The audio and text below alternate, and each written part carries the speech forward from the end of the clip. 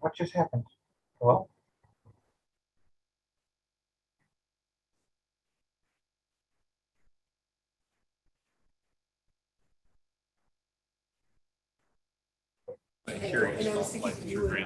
Oh, hey, very nice. He's a pretty good golfer, isn't he?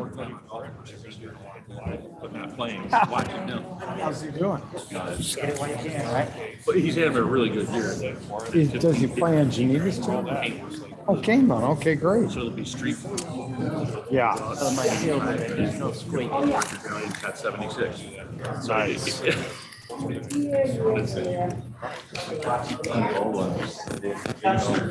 really, what year is Hello, everybody that's in the room here. We do have a room just below this one called the auditorium.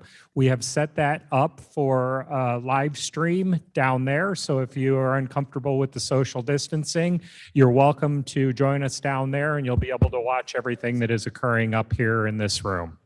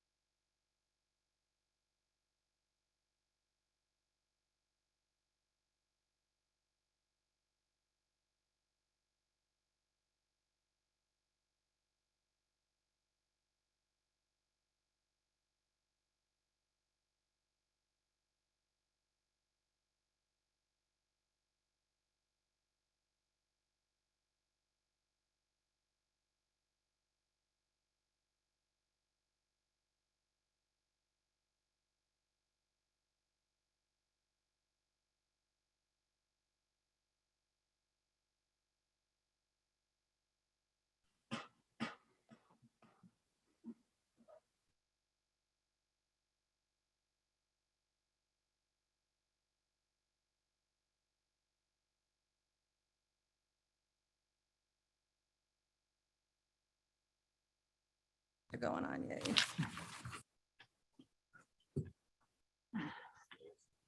Justice for Ludwig. Hello, there we are. Good morning, everybody. How are you? So it's going to be a wonderful meeting today. So we're going to try to keep our discussion as succinct as possible, please. We're going to have to make a lot of important decisions, and we have a number of speakers who would like to speak to a variety of issues that the board will be voting on and also will be considering in the very near future. But we also have an opportunity to do a little celebration as well and a little remembrance. So it'll be a good meeting. So if we could begin, please. The hour of 9:47 has arrived. It's Tuesday, September 14th, 2021, and I'd like to call this meeting to order. Clerk, could you please call the roll? Allen, Allen present. Bates, Bates present. Berman, Berman here. Brown, Brown here. Davis, Ford, Present. Braz, Here. Gums, Comes here. Iqbal, All present. Kenyon, Here.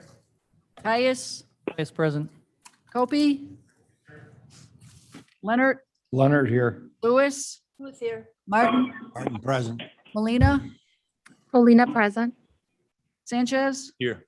Shepro, Silva, Silva is here. Strathman, Here. Surgis, Burgess here. Tepe, Jeppy here. Wallace, Wallace here. and Winnicky. Chairman, you have a quorum. And thank you all for attending today. Wonderful.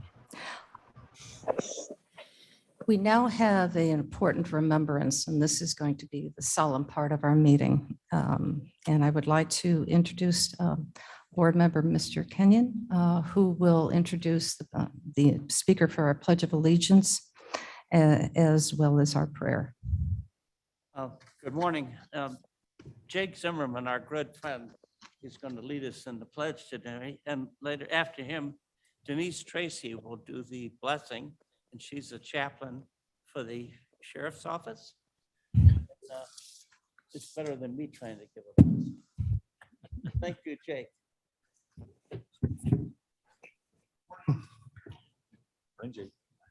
Please join me in the Pledge of Allegiance. I pledge allegiance to the flag of the United States of America and to the republic for which it stands, one nation, under God, indivisible, with liberty and justice for all. Thank you, Jake. You may be seated. I like that already. Good choice. Will you please join me in prayer? Gracious God, whose other name is love, when you created this world and entrusted us with its care, I imagine you thought we human beings would create a paradise or heaven on earth for all of life's creatures to live in with bounty and peace. We keep trying to be better stewards of the world you gave us. Quite honestly, we have had a rough couple of weeks. We ended a 20-year war and remembered a human catastrophe where over 5,000 people perished. Firefighters, law enforcement officers, pilots, federal agents, stockbrokers, secretaries, even wait staff all perished.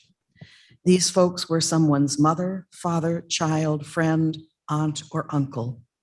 We grieve, we sorrow, we grasp our hands in grief and in anger. Whether those who died were in uniform or private citizens, the world was changed for them, their families, and for all of us. That bright September sky is now filled with images that are inescapable. The date of 9/11 is etched on our hearts. As this board meets today, let us be reminded that we are your hands in this world. Let us practice the concept of tikkun olam, where our actions repair the world and make it a better place, closer to the heaven you created for us. What we choose to do, let us accomplish in your name. Let us listen to one another to repair our world and heal it one decision at a time. Let this board be a model for loving service that improves and fosters the health of our community. Tomorrow is Yom Kippur, the holiest day in the Jewish year. During this time, people are asked to think about forgiving others as a way of asking for forgiveness. How we act, the words we use, the decisions we will make need to be made with compassion and understanding. May this meeting be blessed, and may it be a blessing for those who are here, renewed in purpose and dedicated to the health and strength of our community. Amen, salam, shalom, and blessed be. Amen. That's lovely. Thank you. That was absolutely lovely. Thank you, Mr. Kenyon. Well done. Thank you for you and your staff's help. Oh, You guys got bailed out. So we got a real person to get this. Not me. oh, good. You're always welcome. We always need spiritual advising.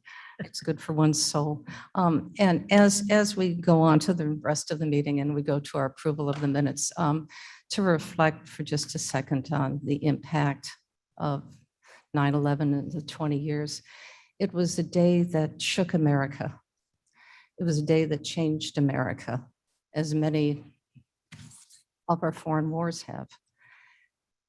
But it was also a time, several days after, that America came together. No matter what your race, what your religious belief was, where you lived, whether you lived in New York City, Geneva, Idaho, California, we were all one at that point, celebrating the greatness and beauty of the United States of America. And it's something that I hold very dear on that moment, the stillness of love, the stillness of care, the stillness of wanting to make America whole again. So as we approach this important meeting and every meeting thereafter, I hope we can keep that memory, keep that impression alive in our mind, knowing that together we're stronger. together working as a whole, we can make good decisions. So now could we please move to the approval of the August 10th minutes? May I please have a motion and a second to approve those minutes? Berman moves. Thank you, Mr. Berman. Gums will second. Caius, are there any edits to it? Hearing none, please call the roll. Gillen, Allen, I. Bates, Bates, aye. Berman, Berman, yes. Brown, Brown, yes. Davis, Davis, yes. Ford, Ford, yes. Raz, Yes. Gums, Gums, yes. Iqbal, Iqbal, yes. Kenyon, Yes. Caius, Yes. Opie, Opie, yes. Leonard, Leonard, yes. Lewis, Lewis, yes. Martin,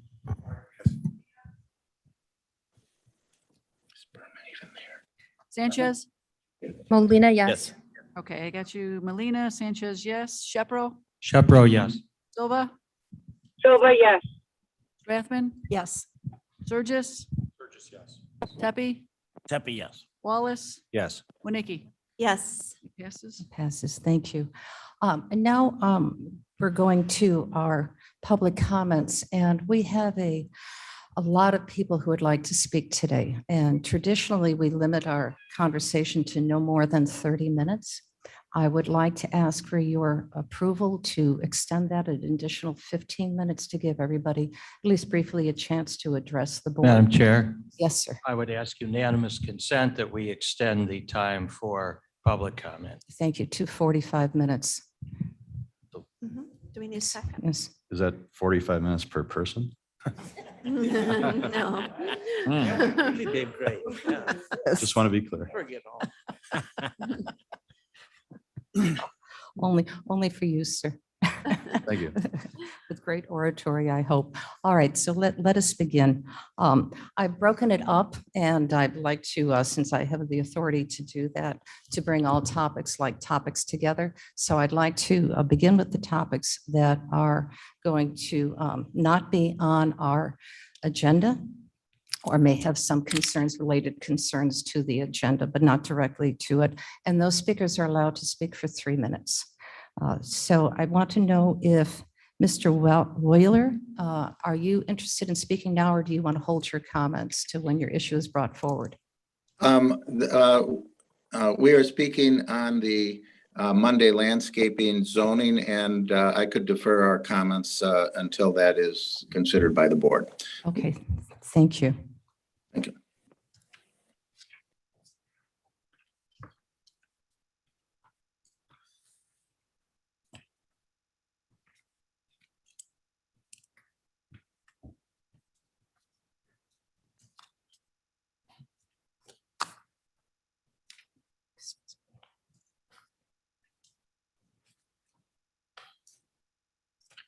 Lori Baker? No, prefer not to speak? Okay.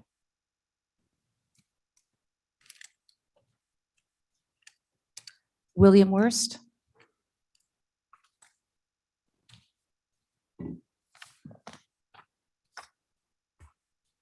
Members of the board, you have a handout that was given to you, which is a copy of the letter. Mr. Worst, could we please have your name for the record and your address?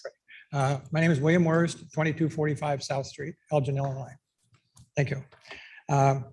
In the letter, I have 2 items, but first off, I'm a precinct committeeman for Elgin Township, Elgin Precinct 14. I'm also the chairman of the trustees of the Cornerstone United Methodist Church, which hosts the elections for Plato Township precincts 2 and 3. In our most recent election in 2020, I observed several different things that caught my attention, and I was concerned that we think of elections just going smoothly in small town or locale situations. However, that day, our machines went down midday, and there was no repair person that sent out to bring them back up. And that greatly disturbed our election judge that was in charge of the facility. And as a consequence, that was the last election that he's been a judge for. He'd had it. But what I saw, the machines, the tallies for each of the machines was extremely limited. I gave copies of those to Mr. Escobar at the clerk's office. And so there was not a complete run of what those machines did that day. And that brought up my situation with how is the chain of custody taken care of with those machines? I did witness that at the end of the day that the machines were wrapped with this saran wrap as normal custom. They did have a tag, clip that was locking the cases, but no numbers on them that I observed. And I was told that those machines would go to the warehouse to be tabulated there. None of the judges went with the machines. Once they were loaded onto the truck disappeared. It came from one polling place and then went to another polling place. So there's no chain of custody there that's observable in this election. So what goes on? I'm greatly concerned that I think we need to review the procedures that take place and knowing exactly how these votes get tabulated when they're supposed to be signed off by those election judges. And the reason I say this for the chain of custody, years ago I was working a show in New York City at the Coliseum. We befriended a union member, actually several union members there, and they told us that we were on the second floor of the Coliseum, and they said that when we moved our equipment in and out, that we ride the elevator with our equipment going to and from the floor. And it was observed that as we were removing the items that there was a truck waiting right there on each of the other floors to take stuff off. Thank you for your question. Thank you. Thank you.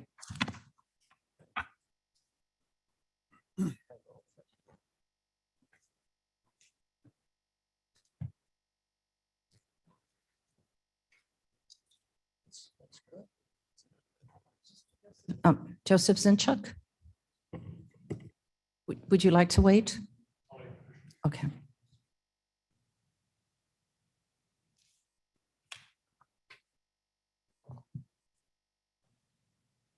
All they do is build a wall.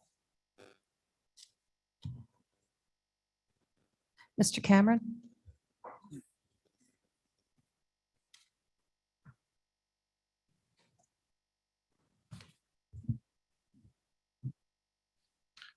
Good morning. My name is Paul Cameron. I live at 3810 Ridge Point Drive in Geneva, and I'm speaking related to the solar panel project. I believe it's your 21394 under the finance section. As you know from the communications that we've had with all of you, the neighborhood in our neighborhood and the adjoining neighborhood has significant concerns about the impact that this project would have on the aesthetics of our neighborhood. And while we appreciate the efforts that have been made as of late to try to accommodate some of our concerns, there are some significant missteps, I believe, along the way that are causing problems to not only us, but you at this point. And specifically, the amount of money that it's going to take to make the site acceptable or practical for the project and acceptable to the neighbors. I understand GRNE is going to do its part to build the project for you and as they need to per the contract. But what's not being factored in significantly at all is the aesthetics that this project will take on our neighborhood. You're dropping this on a neighborhood of probably 100 homes that have been there, not before the county project or before the county buildings, but certainly before this project was considered. And while you considered other locations on this property, what was not given significant enough thought and work on was the impact that building a solar panel on a hill right across the street from a bunch of homes would have on those neighbors. So I really feel like this project shouldn't be this far along. And I understand it gets pushed down the road by various subcommittees who have all good intentions. I'm for solar, don't misunderstand me, but I don't believe this is the correct location for a project like this in the neighborhood you're trying to drop it into. So I would just ask you to give some serious thought as to what it's going to be like for people to live across from this for the next 25 years. Not just the economic impact that the megawatt production is going to provide to the county buildings. And I understand that, and I recognize the county is in desperate need of money, but I think there may have been some other way to have done this project that would not have had such a significant impact on all our neighbors. So thank you for your time this morning.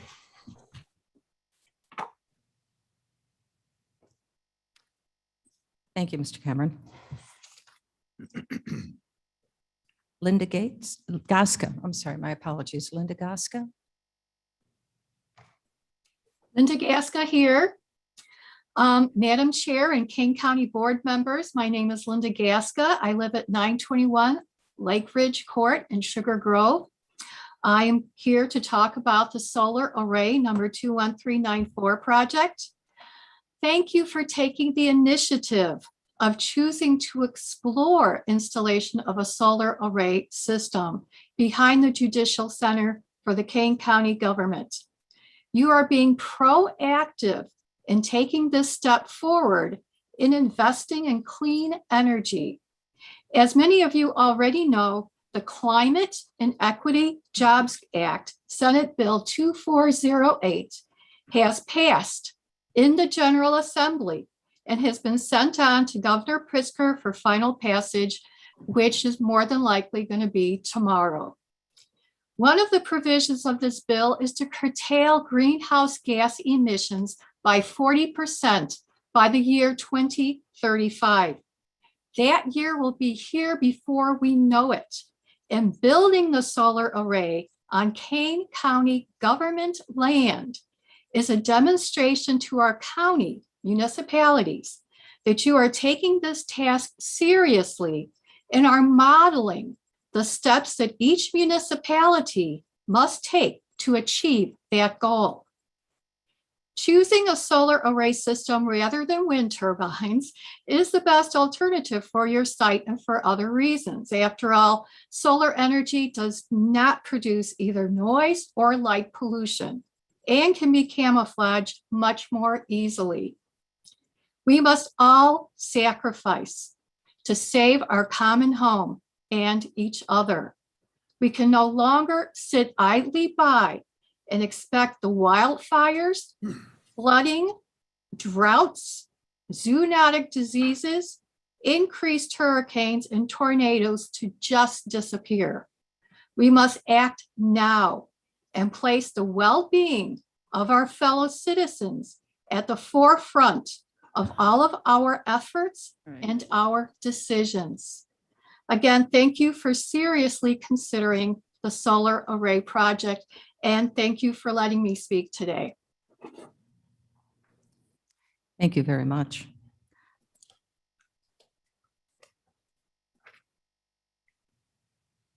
Bob Judge.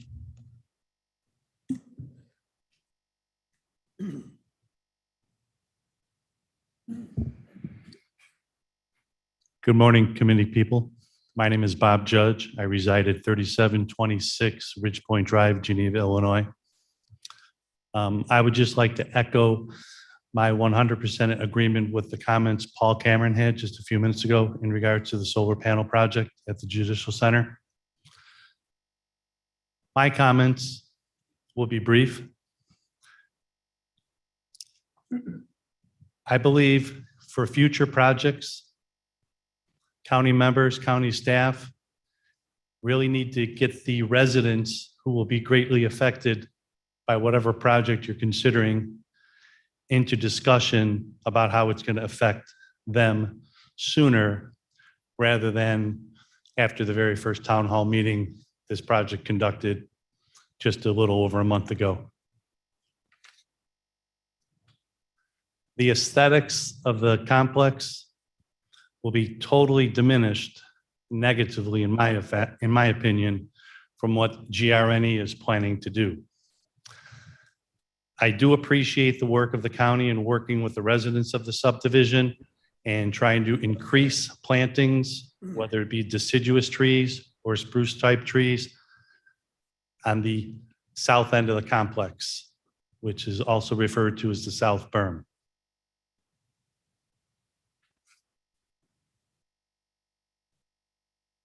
However you vote today, I want you to think about if you lived in a subdivision and somebody wanted to build a 2 megawatt, 4,800 panel and put it right outside your backyard without even bringing you into discussion until maybe the project was about to be passed. I would also like every one of you to vote yea or nay for this project, so you're on record, as opposed to anybody abstaining from this project. Because I think it's really important how the residents feel that everybody in this committee stands on the project. And like Paul and his wife Sherilyn, we are not opposed to green solar energy. We're all for it. It's just where the location of this project has been placed. Thank you very much for your time.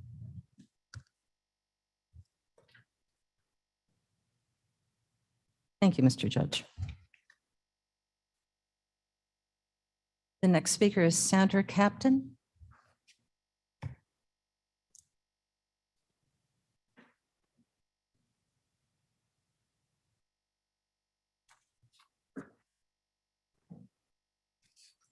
Good morning. I can sympathize with the homeowners' concerns for the aesthetics of their area.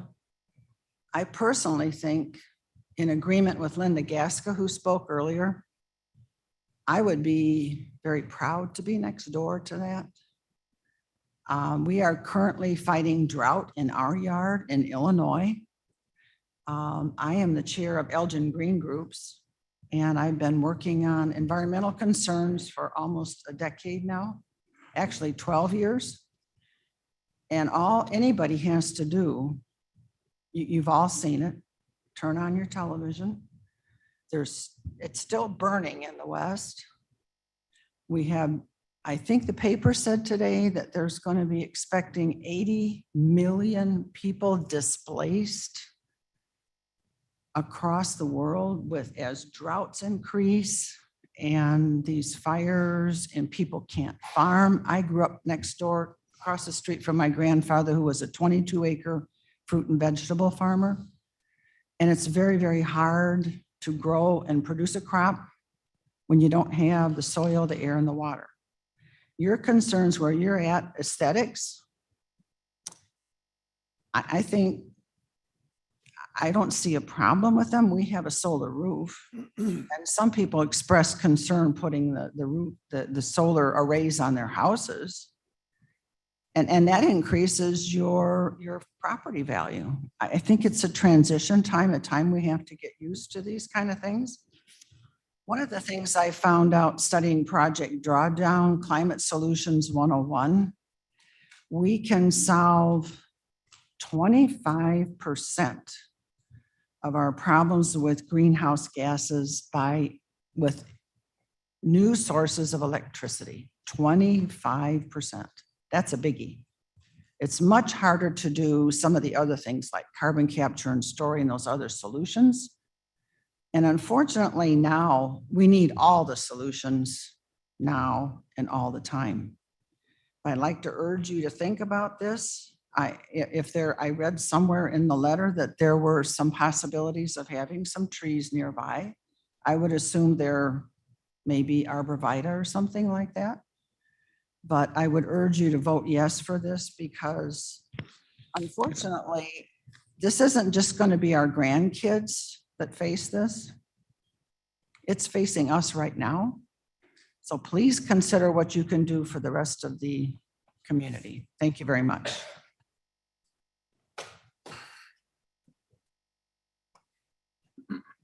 Thank you, Mrs. Captain. The next speaker is William Cole. Not in the audience. Mr. Cole, are you online? I'm online. I just got to get myself unmuted. And you may have run into that yourself once or twice somewhere. this happen. Here I go, eating up my time. Good morning, Kane County Board members, and thank you for inviting me here to speak today. I'm gonna make this brief. I'm here to in support of solar panel displays that are going up out there, and I have sympathy for the homeowners across the street, and I hope that there will be accommodations made to them so that they have some of their aesthetics concerns addressed. But my concern is something else. First, I'll tell you a little story. Just a couple months ago, I watched the video on Frontline, that Channel 11 show on Friday nights, called The Paradise, Fire in Paradise, that little town in California that burned down to the ground. And the documentary was interesting, not so much for what it showed, but for what didn't happen, is that they had spent a lot of time planning for that fire and actually had written a planned document twice in the course of 2 years. They thought they were prepared for what was coming, and in fact, they were not. All the people in the town thought that the village officials were doing everything they needed to do. The village officials weren't getting too much feedback, so they assumed they were doing what they needed to do. And they're all just totally overwhelmed by what the current situation is and what the current situation is now. Even though you don't see anything happening inside the courtroom, you won't see anything happening on the streets outside that you still, Second, I want to mention a notice here from the Secretary General of the United Nations. He recounts that the IPC Working Group report number 1 is a code red for humanity. This report just came out about a month ago. The alarm bells are deafening. The evidence is irrefutable. Greenhouse gas emissions from fossil fuels and deforestation are choking our planet, putting billions of people at immediate risk. Global heating is affecting every region on the earth, many of us becoming irreversible. It's pretty intense stuff happening now. And finally, the viability of our societies depend on our leaders from government, business, civil society, uniting behind policies, actions, and investments that will limit those temperatures to just 1.5 degrees. We're on our way to way overshoot that. We owe this to the entire human family, especially the poorest and most vulnerable communities and nations that are the hardest hit, despite being the least responsible for today's climate emergency. And I would posit that includes children, to which today there's a lot of reports in different news outlets about a new report coming out from the, blanking on the name of it now, Lancet. So it's Lancet Planetary Health. They have a new report out. The value of this new study says it's the largest, most international survey of climate anxiety in young people to date. It shows psychological burdens of climate change are profoundly affecting huge numbers of young people around the world.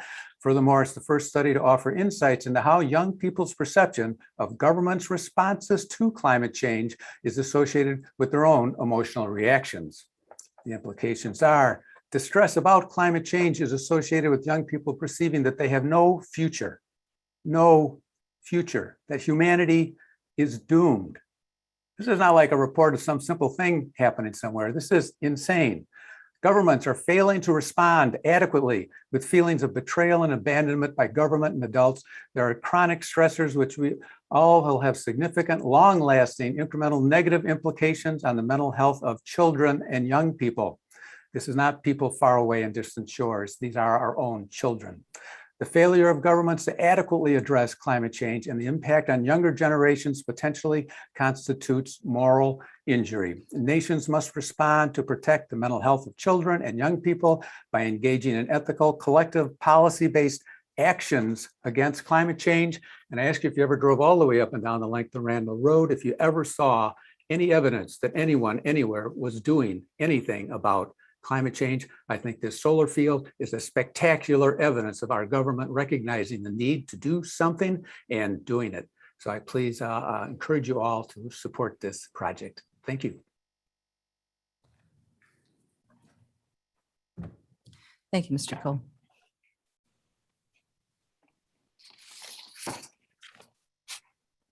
Our next speaker is Jan Manchus. Hello, my name is Jan Mangers, and I'm a resident of Kane County at 233 West Park Avenue in Aurora. As a taxpayer, I support the proposed Kane County solar field. It will save the taxpayer millions of dollars and reduce carbon dioxide pollution and our reliance on fossil fuels and their resulting pollution. I also am I see the neighbors' concerns, and so I support landscaping around the project to help address these concerns. I've researched other solar panel fields, such as Jack's Solar Garden. They've demonstrated energy costs, but also produce energy and food in tandem. They grow pollinator support plants. They use volunteers in their efforts. They provide stormwater maintenance. These are possible future low-impact opportunities for the Kane County solar fields. For more information on see National Renewable Energy Laboratory website, NREL. Solar energy is the wave of the future, and I applaud the board in considering this action and saving taxpayer dollars. I urge you to vote yes for the Kane County solar field. Thank you. Thank you, Ms. Mangers. Tracy McFadden.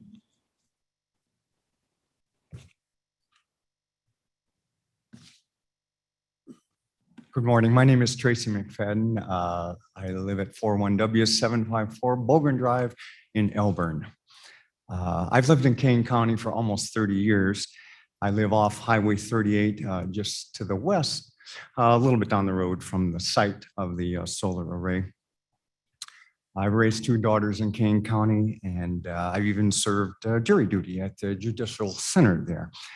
I am a retired airline captain and an Air Force veteran. My wife is currently a tenured professor at NIU. I really like this solar project for obvious reasons. That'll provide clean energy. It'll improve the health of so many people in Illinois, and it'll save us taxpayers money. It's for the greater good of all of us, and especially those of us here in Kane County. So I love this. Energy produced by solar is the future. And solar panels are now very commonplace. And we don't want to see Kane County left behind, as this is what is happening.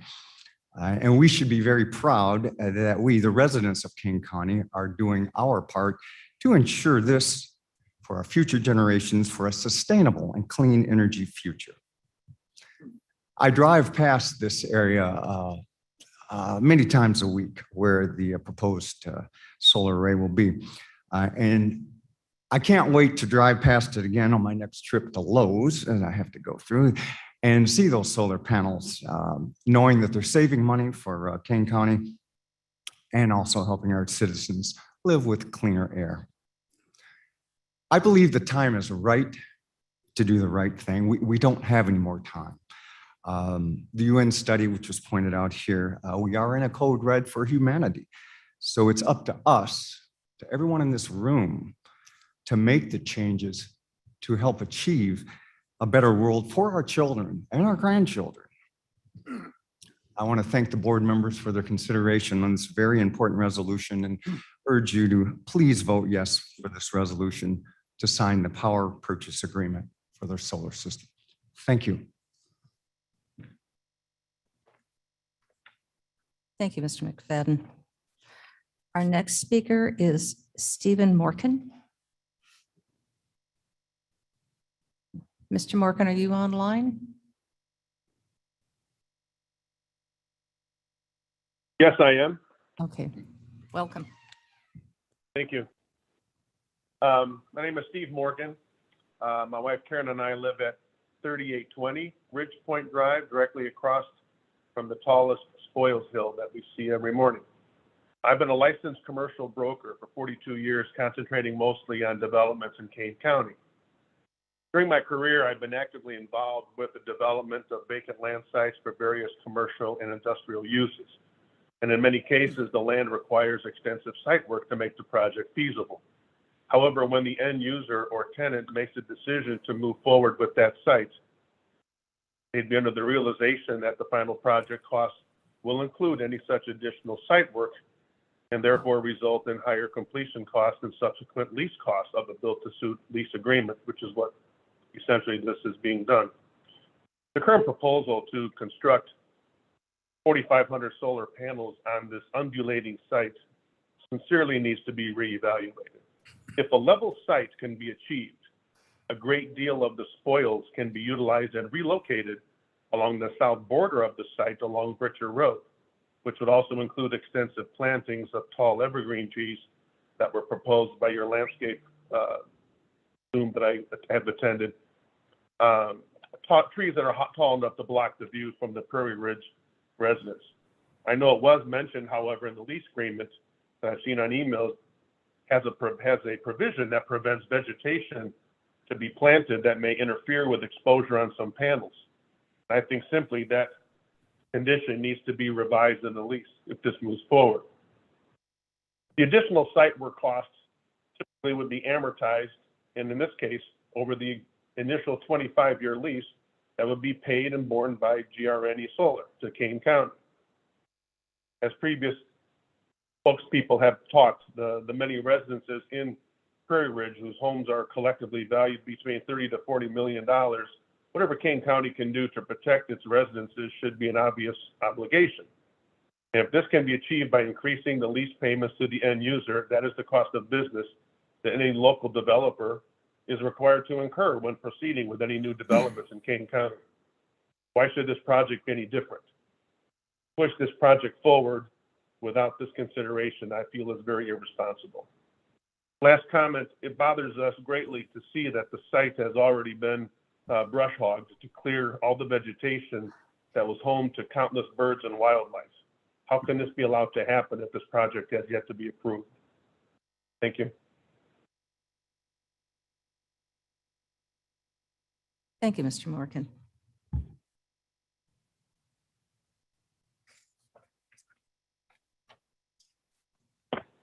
Our next speaker is Carly Riley.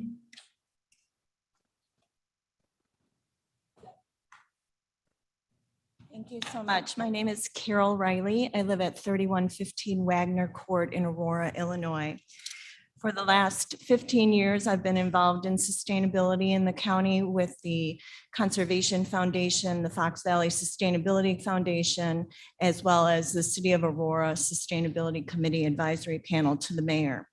I'm here to talk in favor of the solar panels for two specific reasons. One is it's fiscally responsible. I know that it will create immediate jobs, which is part of our FIJA and statewide initiative for jobs in the energy field. And so that has an immediate economic impact. The second fiscal responsibility is for the cost savings for all the county residents to save that money for our power, to save our taxes. It seems a fiscally responsible thing. The secondary reason is, of course, environmental. I think Kane County can take a leadership role in the region to show that we are here for clean energy and can be an example for our other surrounding counties as they pursue or look at options. We can be a leadership role for that. Of course, people have talked about global warming, and that's a reality. I also work for the Red Cross, and we were dealing with multiple disasters throughout the country, many of them attributed to global warming. So this is our opportunity to work towards reducing that impact. And lastly, I think it will improve our region's sustainability and viability as we look forward to drawing people back to this state. I work with CMAP, and there's a projection that while we've lost population now, as more disasters hit the coastal areas and other areas, California and things, that we will be drawing back population because of our sustainable and resiliency in our community. So I would urge the board to please vote yes on this resolution. Thank you. Thank you, Ms. Riley.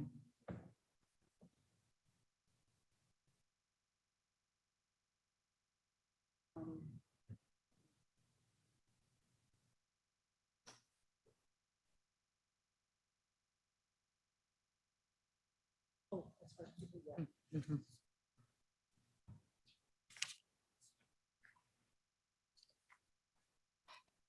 Jean Scone. I'm Jeannie Scown, 860 North Bennett Street, Geneva. I'm a community organizer. I've taken my turn to be a lobbyist for Sierra Club for Clean Energy and Clean Jobs. I also am a precinct committee person. I am pro this solar array. Bill and I had solar on our house in Mesa, Arizona. And in the beginning, people came to us. We did in a gated community, HOA.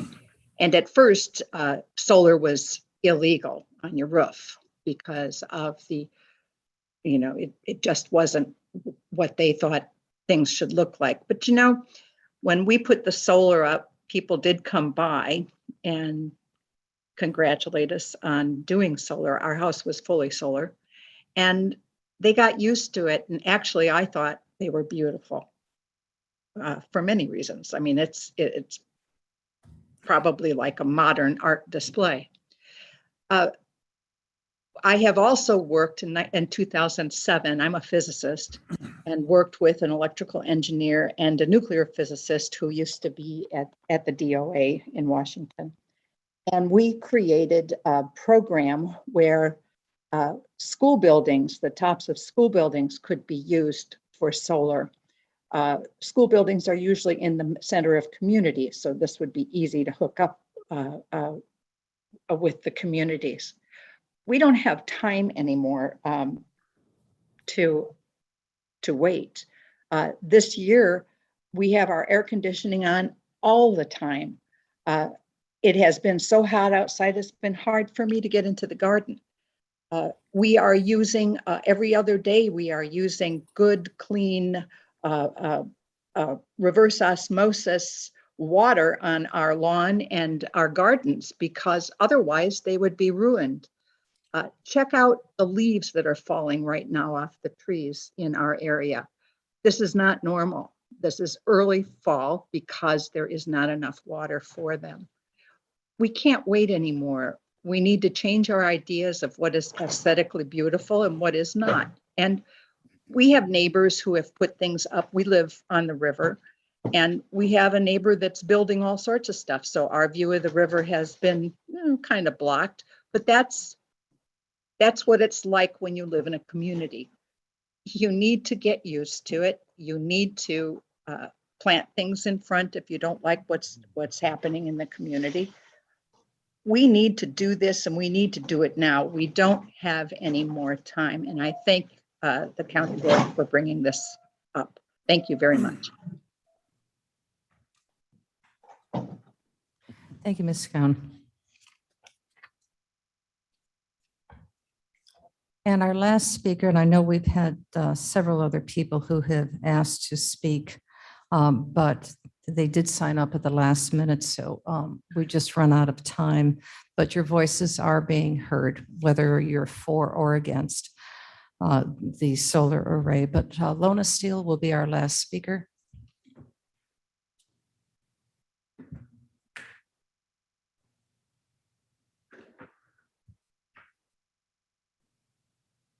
Thank you. I'm Lona Steele. I live at 100 North River Lane in Geneva, and I'm here to speak on behalf of the League of Women Voters of Central Kane County. The League of Women Voters of Central Kane County strongly supports the 2MW system. The League believes that there should be a variety of energy sources with the predominant reliance on renewable resources. Not only will the solar field provide a renewable source of energy, it will protect the health of Illinois residents, help slow down global warming, and save money for the taxpayers. For these reasons, we urge the county board members to vote to approve the solar field at the Judicial Center. Thank you so much for considering this. And thanks for your time. Ms. Steele, thank you. And thank you for your brevity. And we have a few minutes left. And I was just sent a note. We'd like to have one of our staff members read a comment from Sherilyn Cameron. And then that will be it. That'll conclude our speakers for today. Good morning. I'm going to be reading a comment from Sherilyn Cameron. I won't be able to say this during public comment because it has become too emotional for me. Have you seen the site? It isn't flat.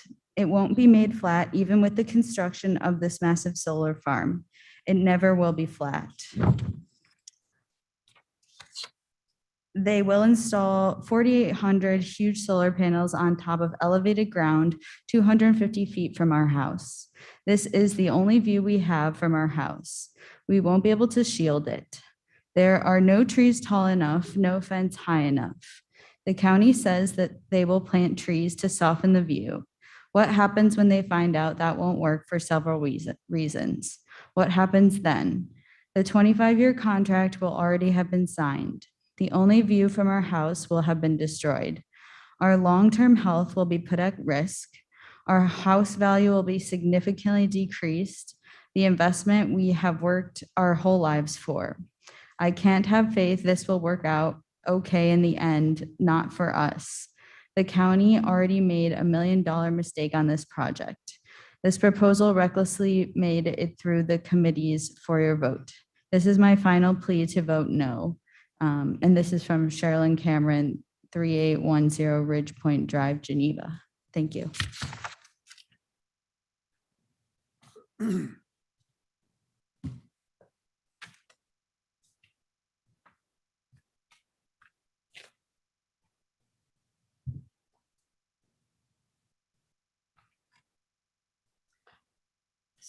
That does conclude our speakers. May I now have a motion and a second to place these public comments on file? Board move. Board. Mr. Iqbal?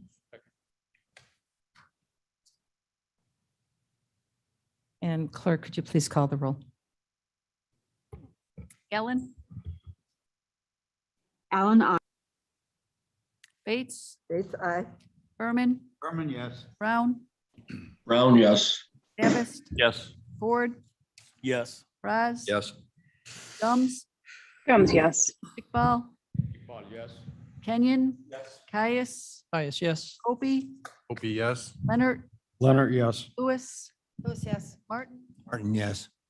Melina, Molina, yes.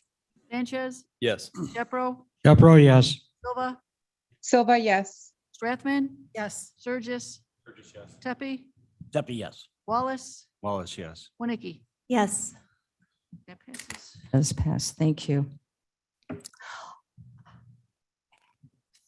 As we mentioned earlier in today's board meeting, with the loss of so many Americans due to tragedy, at home, we have a number of board members who have served with great dignity, who have passed on to another life. And instead of doing flowers, we have decided to recognize them differently. And I would like to thank Bill Leonard for his efforts in making sure that we do recognize our former board members who have passed away. So instead, we have developed very fiscally prudent, because we're fiscally prudent here, lovely plaques that are still being created that will be small crystal plaques that will be sent to board members as we are aware of their passing. And today, I would like to recognize Arlene Shoemaker, who, if you remember, passed away in May of this year. Arlene served as the Forest Preserve President from 1990 to 1992 and served on the County Board from 1992 through 1994, and once again from 2006 to 2009. The other board member who has brought to our attention is Rudolph Newenberger, who passed away also this year. He served as a Kane County board member from 1996 to 2008, and I'm sure some of you do remember him. We know that all of this hard work and dedication that is required to serve in these positions, and it is important and critical that we show our gratitude. So those will be sent out, and if you'd like to see them, we'll bring them up to our office once they're created, and you can see them, and we'll just do that on a regular basis as need be. The other thing is I would like to extend, because of the importance of this And this is with approval of the current sitting chair of the American Rescue Plan Committee to extend the appointments to that committee. And with that, I'd like to have your consensus to appoint, and I've spoken to each one of them, Michelle Gums, Mike Kenyon, Bill Leonard, and Vern Tepe. Yes, Mr. Thank you. Second, Berman. Thank you, Mr. Berman. Could we please have an aye? Aye. Aye. Any opposed? Fantastic. So, gentlemen and ladies, please roll up your sleeves. You've got work to do.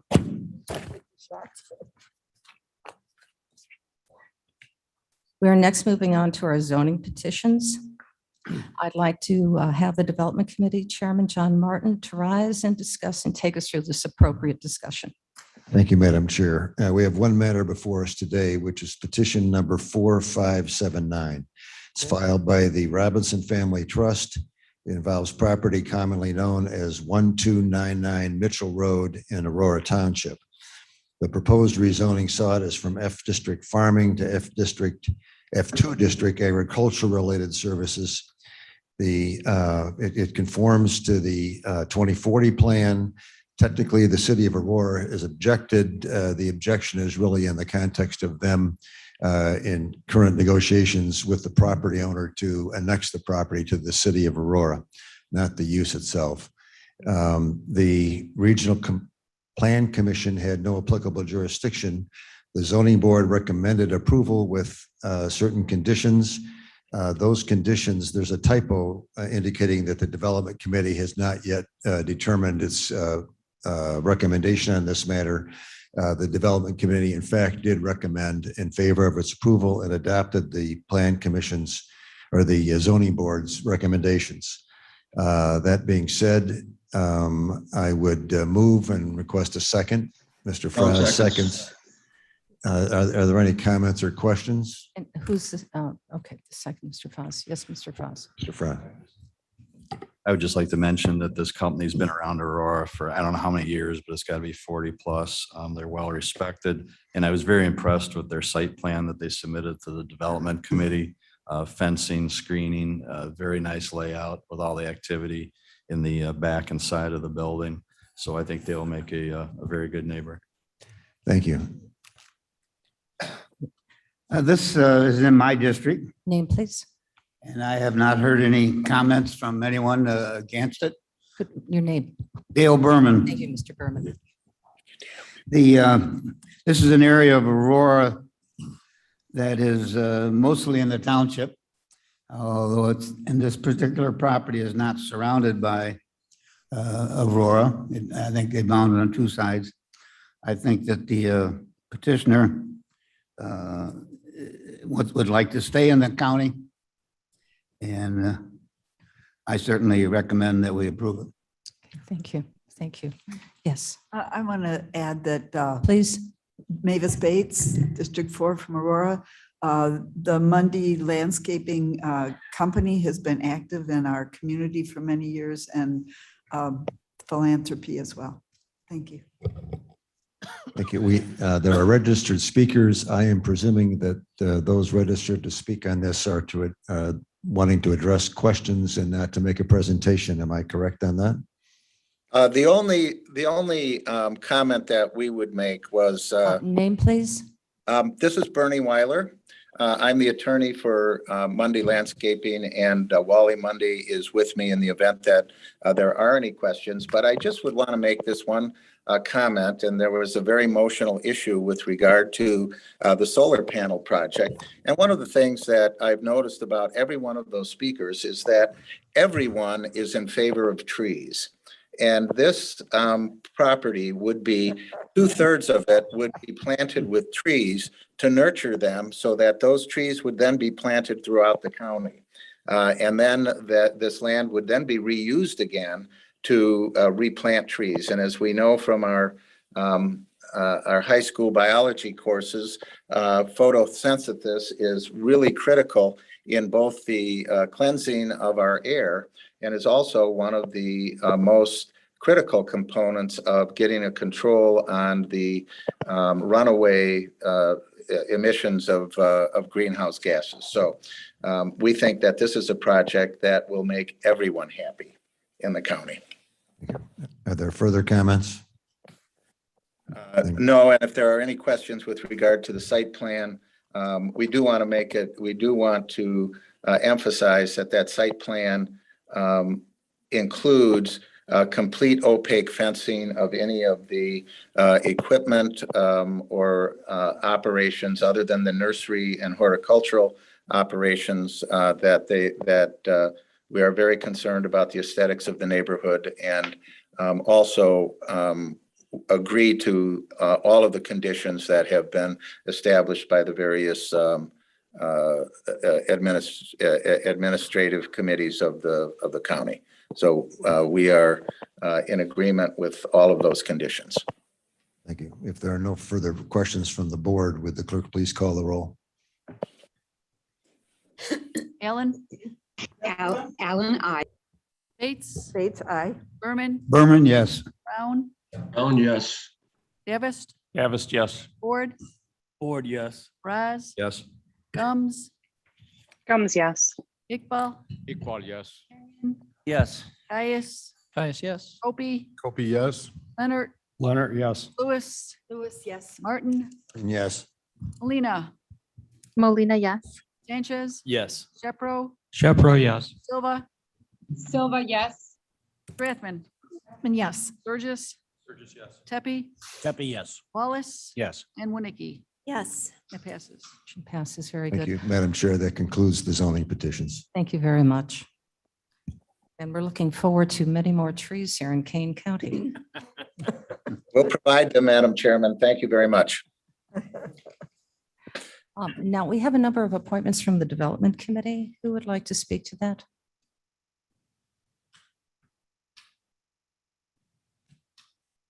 Nobody? Yes, okay, there we are. Thank you. These are all reappointments for 3 of our drainage districts and 1 of our sanitary districts. Under Plato Rutland Drainage District, we have Robert Gerke being reappointed. Rob Roy Drainage District, Scott Jessman. Sugar Grove Drainage District number 1, Jeff Borneman, and the Grand Prairie Sanitary District, Teresa Rooney. So I would ask for approval of those reappointments. Leonard, so moves. Strathman seconds. Is there any discussion? And did you go through Mill Creek as well? That is not one of mine, Madam Chair. Okay.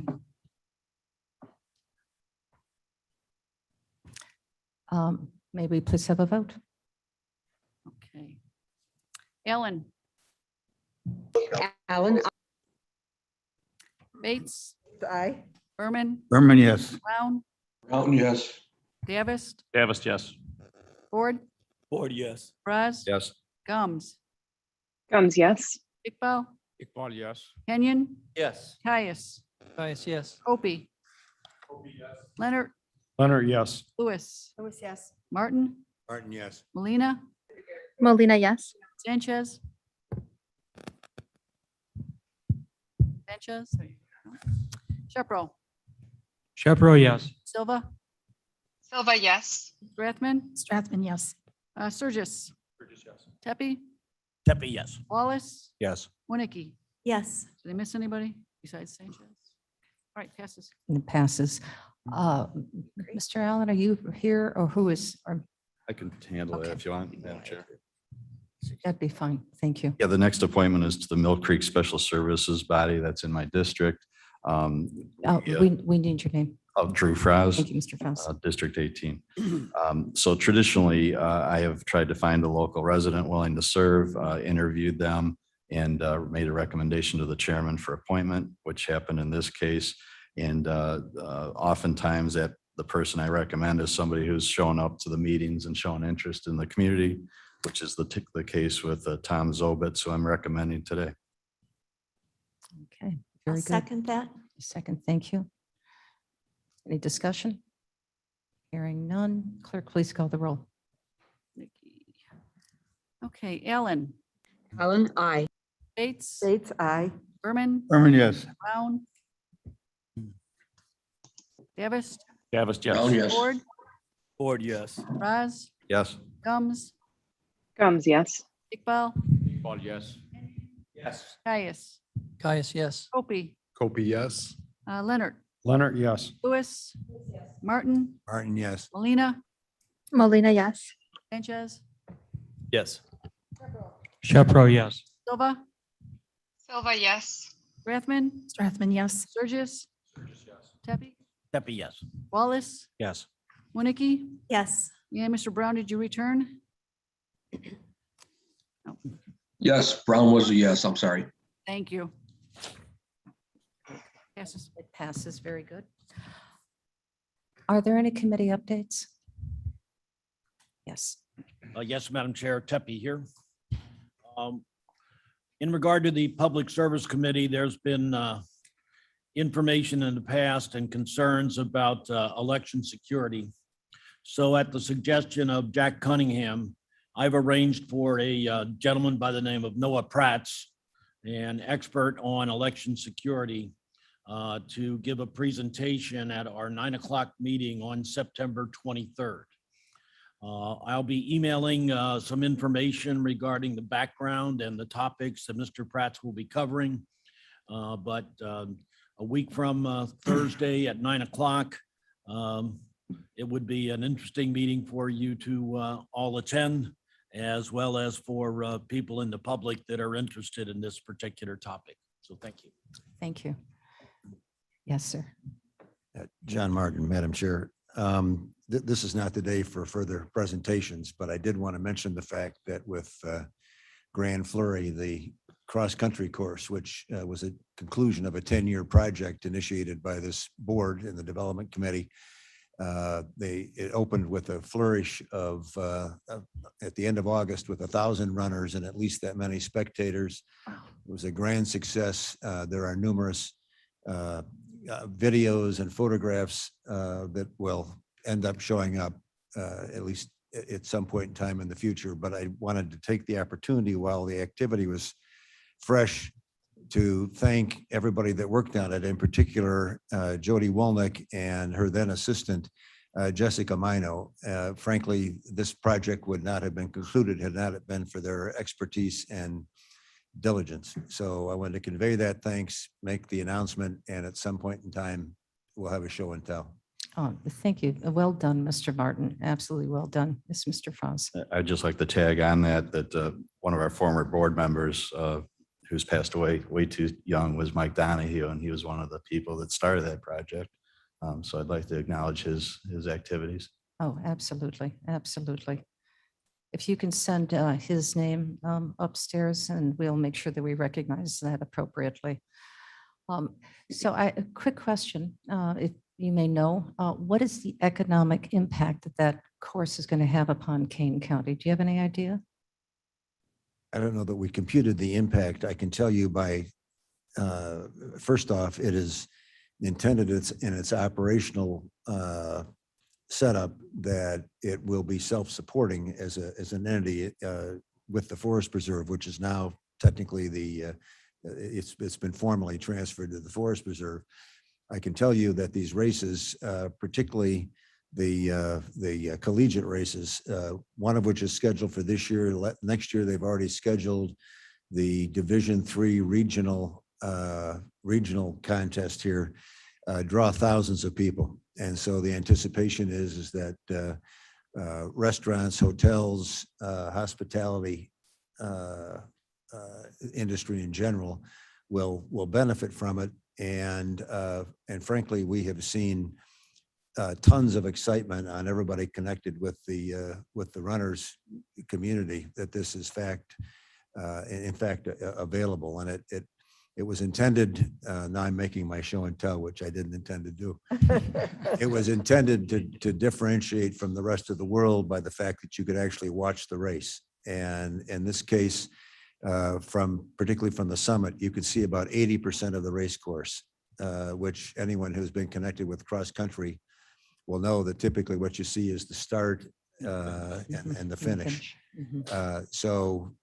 Again, there'll be a more elaborate presentation, but it should be an absolute positive economically and and in the context of service to the community and benefit to the community. And it begins to round out that whole sports core out there, which was a commitment made by the county to the 11th district that were we to have a landfill, that area would be turned into a recreational amenity at its conclusion with tipping fees and no taxpayer dollars.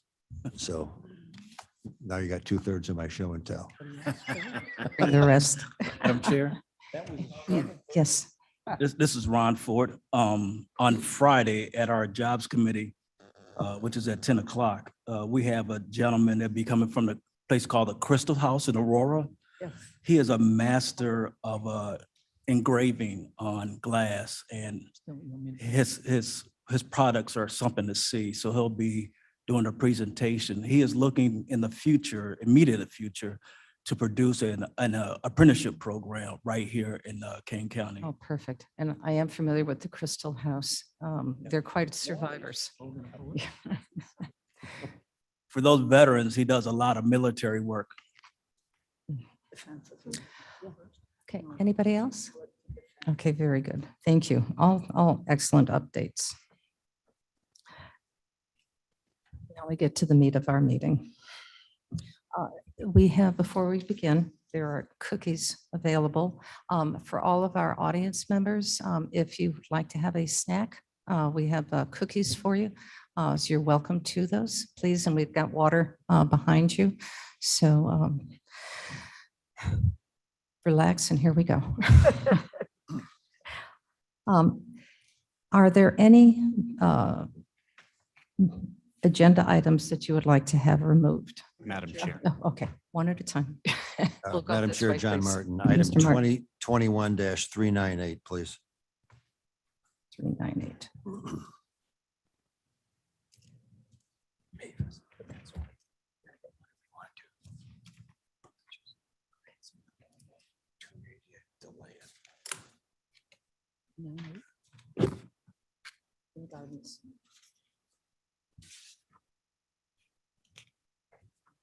Mr. Caius.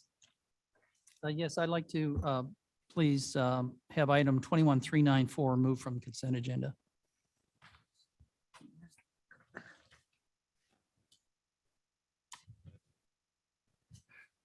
Mr. Iqbal? Same number. Same number? Okay, very good.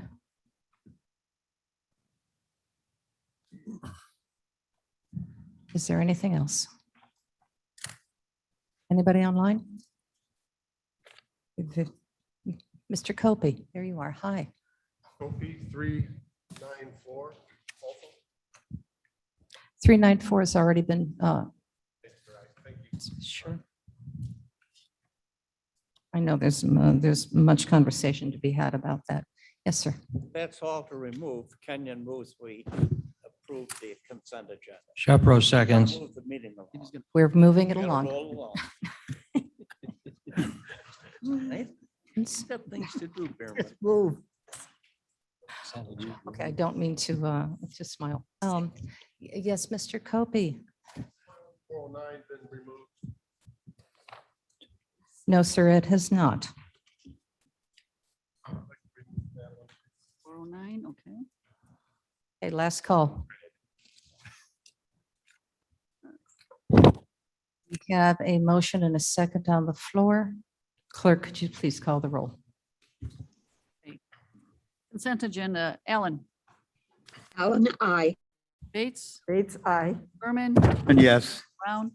Brown, yes. Davis. Davis, yes. Ford. Yes. Raz. Yes. Gums. Yes. Iqbal. Iqbal, yes. Kenyon. Yes. Caius. Caius, yes. Opie. Yes. Leonard. Leonard, yes. Lewis. Yes. Martin. Yes. Molina. Molina, yes. Sanchez. Sanchez, yes. Shepro. Shepro, yes. Silva. Silva, yes. Strathman. Strathman, yes. Burgess. Pepe. Pepe, yes. Wallace. Yes. Winnicke. Yes. This is very good. Please have a motion and a second. Discuss and hopefully approve item number 21-394. Move. Moved. Berman, Yes. second. Berman seconds. Madam Chair? Yes, sir. Yes. Name, please. Shepro, I've discussed with the state's attorney. I believe there are some technical corrections which we should include as part of the discussion. And I've written it out, but I'll read it. This would be a motion to amend Resolution 21394 as follows. 1, change the title from resolution to ordinance, which I'll explain in a moment. 2, replace the term resolution with ordinance, and be it resolved with be it ordained wherever they appear. And to add the following whereas clause to the recitals in the resolution ordinance. Whereas in the opinion of the county board, the real estate hereby leased is no longer necessary, appropriate, required for the use of, profitable to, or for the best interests of the county. And I've written it out. I will hand this up to the clerk. Okay, thank you. Second on that? Sir, you can just pass it up. I'm sure we can get everybody. Mr. Sanchez perhaps can take it. All right, there we go. Thank you.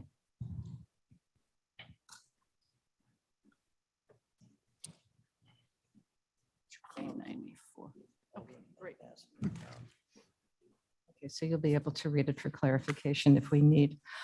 Can I speak to that motion? Yes, please. Shepro again. Colleagues, this is all technical stuff.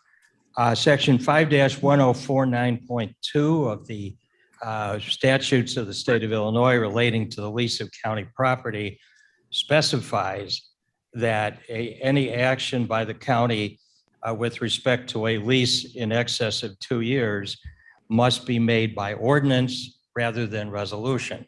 Normally, there's very little distinction between that, but since the language specifically dictates an ordinance, I'm proposing to change that title. The currently section 1.3 of the power purchase agreement and section, I believe, 2D of the lease re-include the language that I've added to the resolution. However, in discussions with the state's attorney, we feel that that finding should be included in the resolution or ordinance if you adopt this itself. One other item that I think is important to point out is that the statute says the authority to lease shall be exercised by an ordinance passed by 3/4 of the county board members then holding office. So what that means is that one, we had a comment about abstaining. This requires the affirmative vote of 18 members, being all of the members holding office. So an abstention or a pass or a present would be the equivalent of a no vote because you need 18 affirmative votes. So I've just asked that people bear that in mind when they are voting. So for clarification, if we're amending a current resolution that's on the table, so we have now to approve the edits, the changes in this before we can start actually discussing what may become a resolution / and/or ordinance. Is that accurate? I think so. I think that would be what the state's attorney recommends, and I would certainly concur with that. And is this, yes, Ms. Mosser? Yes, that's correct. Okay, very good. So are there any questions on this? Yes, Mr. Caius. So if I understand this clearly, then we vote for that amendment, then we require a 3/4. For final Majority. passage or adoption of the lease agreement. And that's standard with any ordinance? Is that why? what that No, it is? is specifically called out in the statute with respect to the lease of property For 3 years. in excess of 2 years. So it's called out in the law that Yeah. it is required that we do any lease over. If I may, the county, this is section 51049.2. The county board may lease real estate acquired or held by the county for any term not exceeding 99 years and may lease the real estate when, in the opinion of the county board, the real estate is no longer necessary, appropriate, required for the use of, profitable to, or in the best interest of the county. The authority to lease shall be exercised by an ordinance passed by 3/4 of the county board members then holding office at any regular meeting or any special meeting called for that purpose. So what we're doing right now, just so I'm clarified, and hopefully everybody else, is that we're just changing language at this point. And we are voting just to change language. And this would require, I believe, only a simple majority to pass the amendment. The amended resolution, which would then be a proposed ordinance, would require a 3/4 affirmative vote. Very good. Is everybody clear? This is simply just to change language. Okay, clerk, please call the roll. Okay, again, this is just for the amendment to add the change language. Allen? Allen, aye. Bates? Bates, aye. Berman? Berman, yes. Brown? Brown, yes. Davis? Davis, yes. Ford? Yes. Fraz? Yes. Gums? Yes. Iqbal? Iqbal, yes. Kenyon? Yes. Caius? Yes, yes. Opie? Opie, yes. Leonard? Leonard, yes. Lewis? Lewis, yes. Martin? Martin, yes. Molina? Molina, yes. Sanchez? Yes. Shepro? Shepro, yes. Silva? Silva, yes. Rathman? Yes. Surges? Burgess, yes. Tepe? Tepe, yes. Wallace? Yes. Winnicke? Yes. It passes. Okay, very good. So change to, it is now as an edit, As amended. as amended, ordinance number 21-394. And the whereas, For, yeah. yeah, changes. we'll change that as appropriate. Now, is there any discussion? Yes, Mr. Copey. Thank you. I would like to offer an amendment to the ordinance. And whenever you're ready for that. And I do have copies available. You have to do it now. We need a second for that, please. I'll second. Yes, to read. You have to read I think that'd be a really good idea. to Okay, know what thank we're you. voting on. Yes, I don't need this. I have this. This. Put the mic closer to you, sir. Thank you. This idea was spurred by the fact that there was language within the resolution that directed savings of money to be quantitated into the administration department. And, therefore circumventing all the budgetary debate or requirement.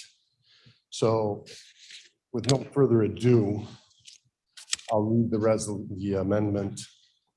Whereas the state of Illinois has passed a comprehensive renewable energy mandate that will offer incentives and guidance pertinent to future policy to be enacted by the Kane County government in regards to renewable energy. Whereas Kane County, by condition of circumstance, will experience a significant cost reduction of electricity expense by attrition of this renewable energy proposition and/or future propositions. Whereas Kane County will experience a greater demand for insight, understanding, engineering, and staffing for similar renewable energy projects, not limited to solar, whereby departmental budgetary stress will avail. Whereas renewable energy resources will become a new subdepartment under the direction of the Development Department and dedicating a minimum sum of $50,000 per year of subsequent savings to be attributed to the strict use and creation of the renewable energy performa, not limited to licensure agreements, franchise agreements, and net producer of carbon credits, where values and price structure of the same will be determined and potentially sold for the purpose of generating revenue for the people's government of Kane County. And I do have copies if anybody would like one. Hopefully I can get a second.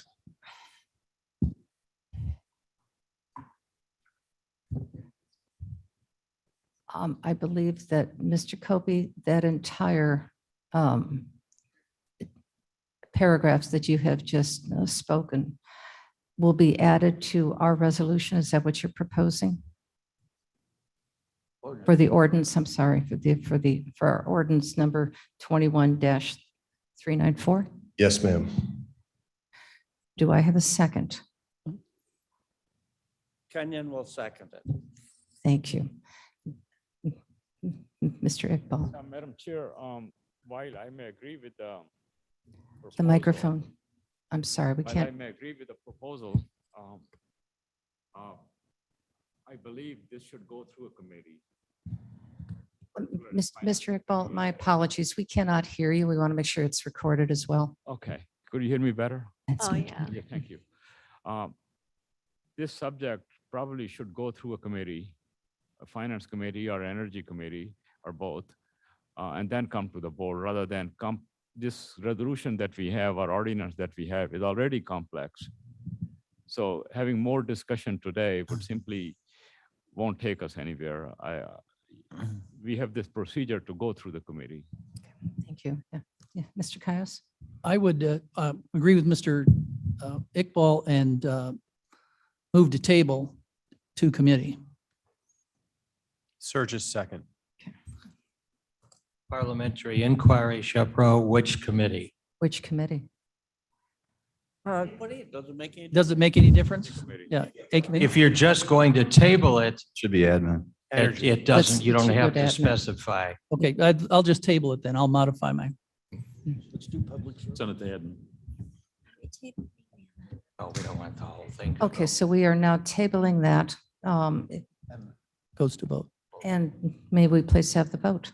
Point of Yes, order. Mr. Tepe. Clarify, please. That only tables the amendment. That Correct. Does not table. Correct. the Ordinance. Correct. Correct. Thank you. Okay, so we have to vote to table Mr. Copey's suggested amendment to ordinance number 21-394. And who seconded that? Okay, thank you.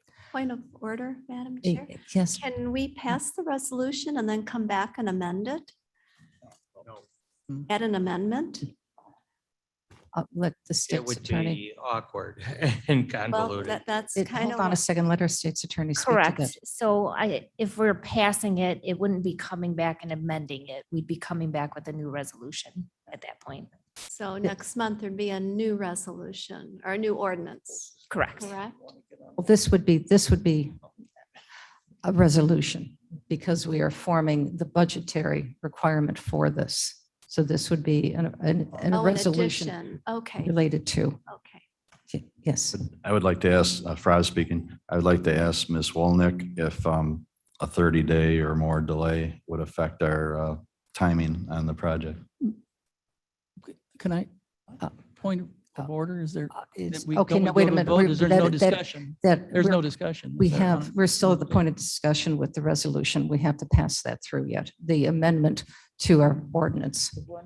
And there's no discussion for table. It has now been tabled. Okay, so. Yes, okay. Go to vote. We need to vote on the table. Okay, this is to table Mr. Caius's No, amendments. no, Mr. Or, Copey. Copey, Mr. I'm Copey. sorry. I am Tag so me with sorry. that. Copey. Let me get it right. K's. Okay. This is to table Mr. Copey's amendments. Ellen, Alan, I.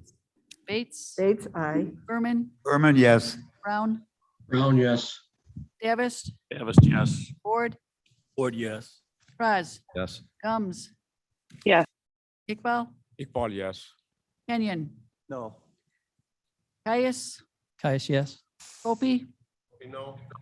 Leonard, Lewis, Lewis, yes. Martin, Yes. Molina, Molina, yes. Sanchez, Yes. Shepro, Shepro, no. Silva, Silva, yes. Strathman, Strathman, yes. Surgis, Surge's yes. Tepe, Tepe, yes. Wallace, Wallace, yes. Winnicke. Yes. It passes. So the potential resolution has now been tabled. Bringing that up. All right, so now for clarity, we're back to resolution or ordinance, my apologies, 21-394, and it is open for discussion as amended. Chris, don't all speak at once. Yes, sir. Surges here. Madam Chair, I am, this has been debated, discussed, rushed, detoured. And at this point in time, I have to be honest, I'm not really quite sure what I'm voting on. An ordinance to enter into an agreement, and does that agreement outline everything that's going to happen? Or is this just an agreement? Are we voting right now to enter into an agreement with a contractor to build a facility that we've not yet outlined because it hasn't gone through engineering yet? My point being, I am 100% and have verbalized this to Mavis, that I am 100% in support of the solar farm. However, I've listened to the residents, and the hill that we're talking about is too high. And it has been suggested to me that an alternate has been found, yet I've not seen that, heard that, can't substantiate that. So I'm confused with what I'm voting. And I don't want the wrong signal to be sent. The signal is clear. We want solar, but in support of the residents who will be looking at panels up on the tallest part of the hill, I would like those brought down to help them a little bit. Further, I would like to hear whoever is the district representative for that, what they might have to say regarding it, because these aren't, I'm in Gilbert's, these aren't my constituents, and it's, I don't want to be stepping on somebody's toes if I'm out of line, but those are my concerns, and I'm unsure as to what it is I'm being asked to do today. Yes, please, Mr. Nice. Mr. Caius. Caius. Our task today is quite simply to approve this agreement so that we can proceed to work on the many details that will be required to bring this project to fruition. Details that cannot be addressed by engineers until this agreement is in place. I want to make sure I got this right. So we have to pass these agreements. A wise man once said that if we try and work on all the details in committee, Mr. Martin, we end up with a camel instead of a horse. And I will remind the committee that we are not here in this meeting to hash or rehash those details again. That cannot be defined until this agreement is in place. So the agreement has to come first, or otherwise there's no financial thing or agreement that can follow. We're not here to determine whether there's glare from the solar. We're not here to determine if photovoltaic energy is safe. We're not here to define exactly which plantings will be best to improve the aesthetics of the site. Our board members and staff have worked diligently and will work with the neighbors on that. We're not here today to determine the soil height. We can't do that. That cannot be determined until it has been engineered, and we cannot have it engineered until we approve an agreement. We're not here to go through the contract and vet each line of item to determine if it's appropriate. Our staff and the attorneys, state's attorneys, has done that with the help of Mr. Shepro apparently as well, has approved this agreement. And those board members that have questions about whether it should have been, little items should be changed, had plenty of access to the state's attorney prior to this meeting, and I certainly would hope that they would have done that earlier. We're not here in this meeting to determine whether the materials that are to be used are produced, where it's produced, how it's produced. This is a policy decision that will be and should be, I think, addressed, that we should be buying things that are appropriate in deference to the Chinese. But this is beyond the scope of this meeting. We're here to approve an agreement that will potentially save the county over $5 million in the next 25 years, reduce carbon, and help this country reduce the effect of global climate change. Madam That Chair, clarify that? Surges, Yes, Mr. Sir. No? that's almost as if we rehearsed this, and I did not call Commissioner Caius on this whatsoever. I deny working with Surges ever. That's it.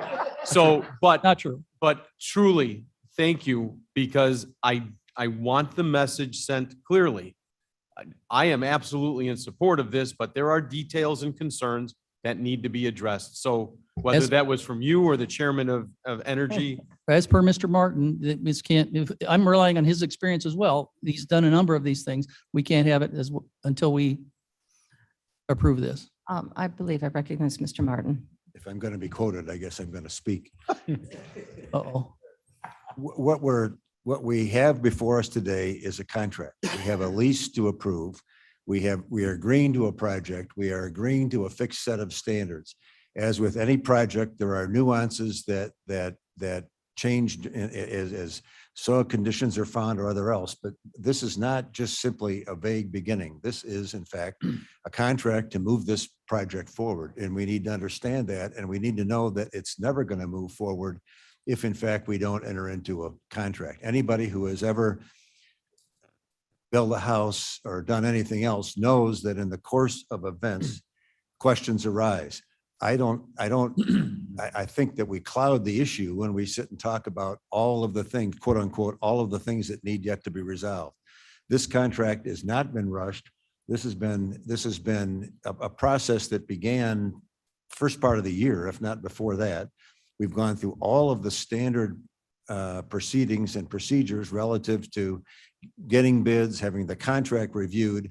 We have done this in numerous occasions since all of us have been on the board.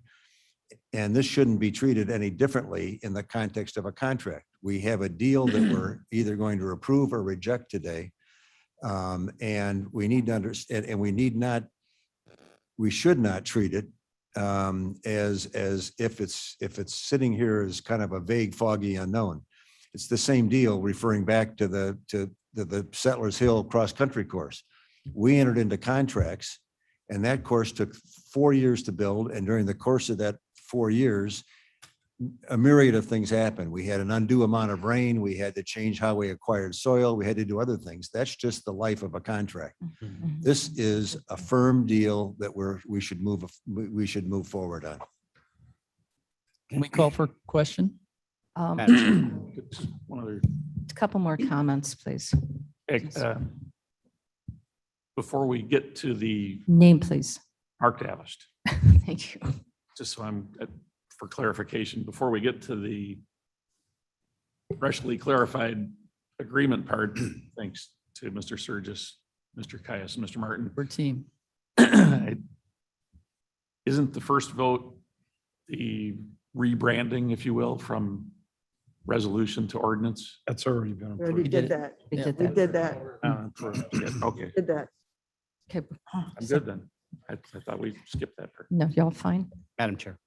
Yes, sir. Lost in the shuffle. Yes, you got lost. Todd Wallace, District 13, and most of the people who have spoken who live along Brisher Road are in my district. And there are very few comments that I have not agreed with that have been made about the importance of solar power, the importance of solar energy in the future. I could not agree more. And I think that the issue that was just brought up regarding the contract, I agree about moving forward on a contract, but the issue that I have, I think that there's an underlying fundamental ambiguity with this project. And that underlying ambiguity didn't come into light until we actually saw plans and found out that we have a 30-foot high hill in the middle of the project. And that's a real issue. It's an issue for the neighbors, and I think it's an issue for engineering that's going to come to light. So I mean, I would support an amendment to the ordinance stating that there is a elevation certain above which solar panels cannot be built, if the chair would entertain something like that. But without that, I don't, I have difficulty supporting it. I'd like to bring up Ms. Walnuck to address that, please, before we go further. Thank you. In the lease agreement, there is a statement that the north berm is not to be any higher than an elevation of 768.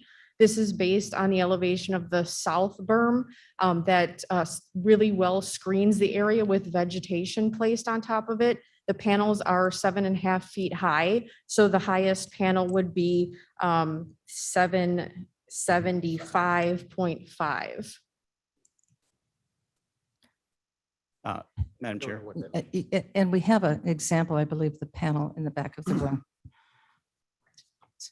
Just to clarify, and I apologize for Sorry, not. name again, please. Oh, I'm sorry, Todd Wallace. Just to clarify, based on our Kane County GIS maps with topography, the hill currently is the north berm currently is 790 feet tall. That's correct. And GRNE will be lowering it 20 feet. Okay. Thank you, Madam Chair. Oh, sure. Mr. Frost. Yeah, just, I wish we had the slide up that staff made of the ultimate screen of the plants, because it's very convincing. But just a couple of points on this whole issue. I've sat through all the That can be meetings. arranged. Yeah, can, Mm. yeah. The landscaping plan? Yeah, the one that shows the concept of the screening of the neighbors. That one?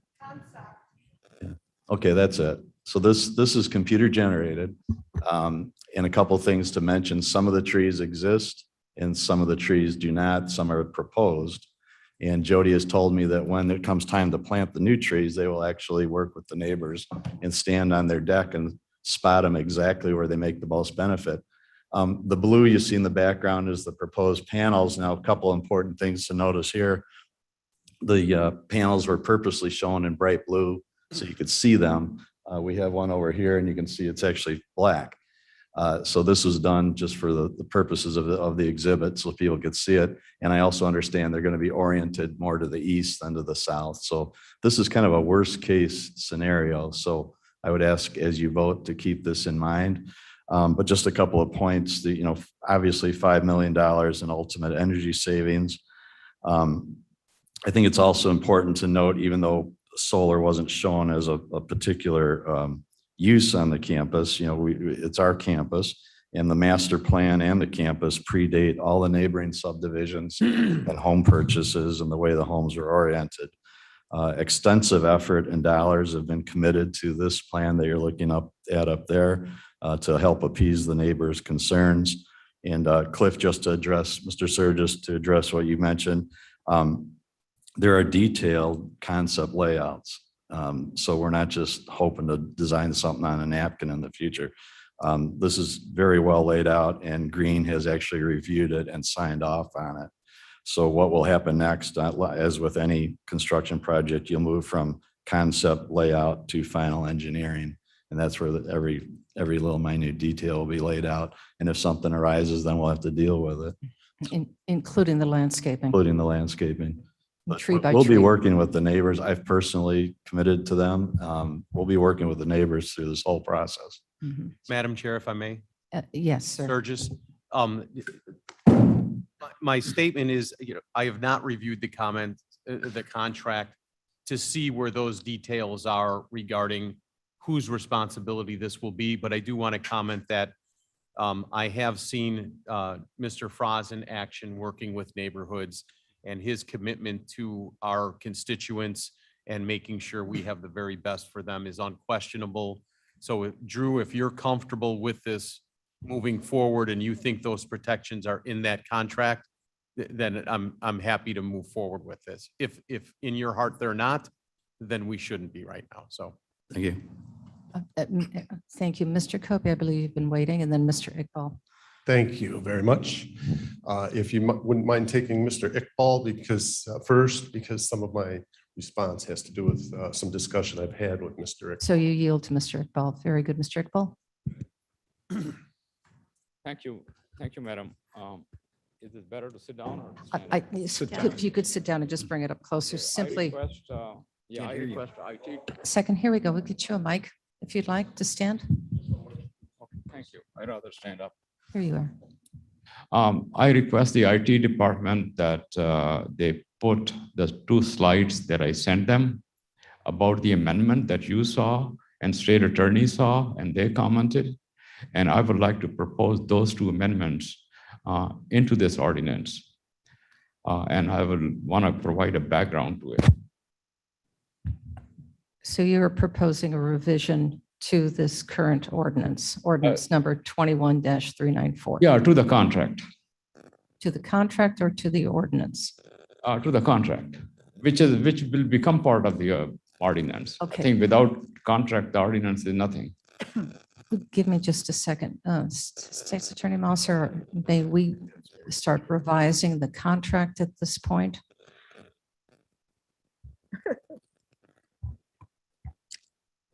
That is, I don't believe that we can at this point for the contract. I think that's something that we can try to have further discussions on, but I don't think we could amend the contract at this point in the stage that we're in. I would agree. We have flexibility with the ordinance, but not with the actual contract, because that has to go through there, as you were well aware, the company, they have to review it, then it has to be reviewed by our state's attorney for approval. And by staff, yes, sir. I'm sorry, can you speak in a little louder, please, sir?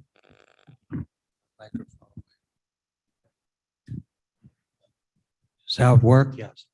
I would just ask for clarification as to why, since the lease has not been executed, I'm not sure I understand why we could not. It may be cumbersome, it may not be desirable, but I think it's legal for us to propose amendments to the contract at this point. It hasn't been approved.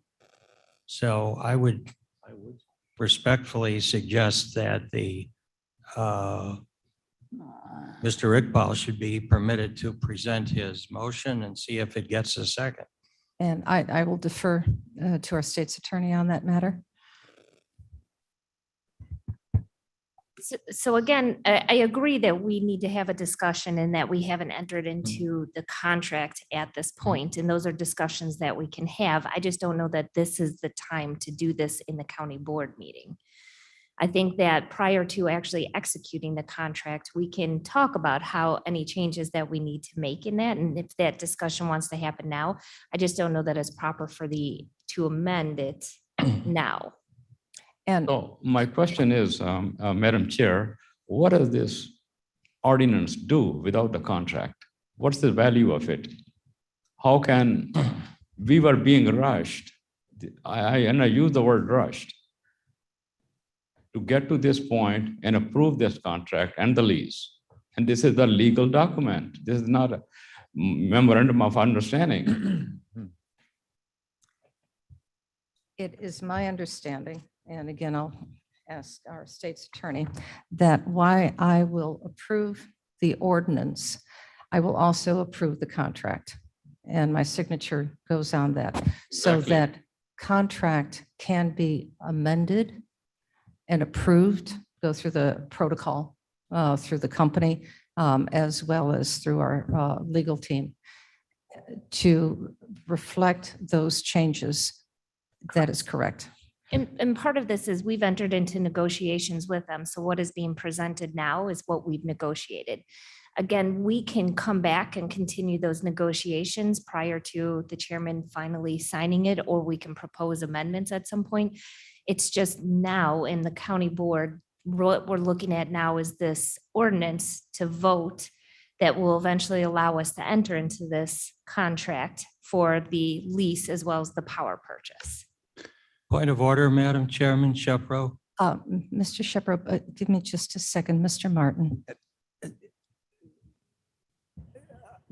This, I find myself discomforted by, in all respect, due respect intended, in suggested changes to a contract when this contract has been floating around here for months. I know that Mr. Wallace has reviewed it in great depth.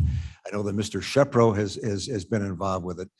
And at the time of the final vote to suggest a substantive change or any change to the contract, to me, it's just, it puts us in an awkward position, and we ought not do it with this or any other. It's not like this hasn't been available for comments.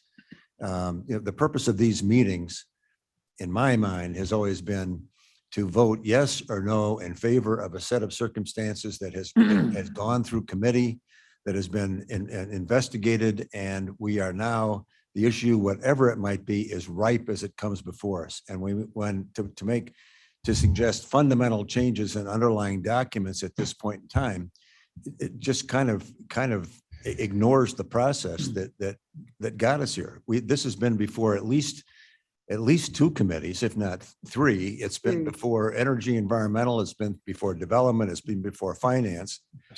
And administration. Admin. And to walk in today with substantive changes, to me, is, I don't want to use the word violative, but it doesn't adhere to the process. We've all had our chance. And I think today we ought to vote on it as it's been presented. And if we don't like it, we vote no. And if we like it, we vote yes. Okay, thank you. So And where a do we? point of order. Point, yes. I guess I agree with Mr. Martin substantively. Name, please. Shepro. But I don't know that because we've got good reasons why we shouldn't be doing it. It means that legally, Mr. Iqbal doesn't have the right to make his motion. So I would ask the chair, is your ruling that Mr. Iqbal's motion is not germane and cannot be considered? So if I may, Jamie Mosser, part of the issue that we have is, as this was a negotiated contract, any changes that are going to be made could then prohibit the deal later on. So procedurally, if this board, if Mr. Iqbal can go ahead and make his motion, there needs to be a second, obviously, for that motion. So he can make his motion, present what it is that he would like. There would have to be a second, and then we would have to proceed from that point. We are advising you, though, that as this has been negotiated, this doesn't mean that if there's a change that's made, that it's accepted down the road. And the contract can be negated. Correct. Which means the project would be stopped. Yes. So I think procedurally, then obviously Mr. Iqbal has made his motion. I think he now has to have you have the opportunity, obviously, to talk about what amendment you would like to make, and then we'll see from that point about a second. Okay, so please, sir. Okay, thank you.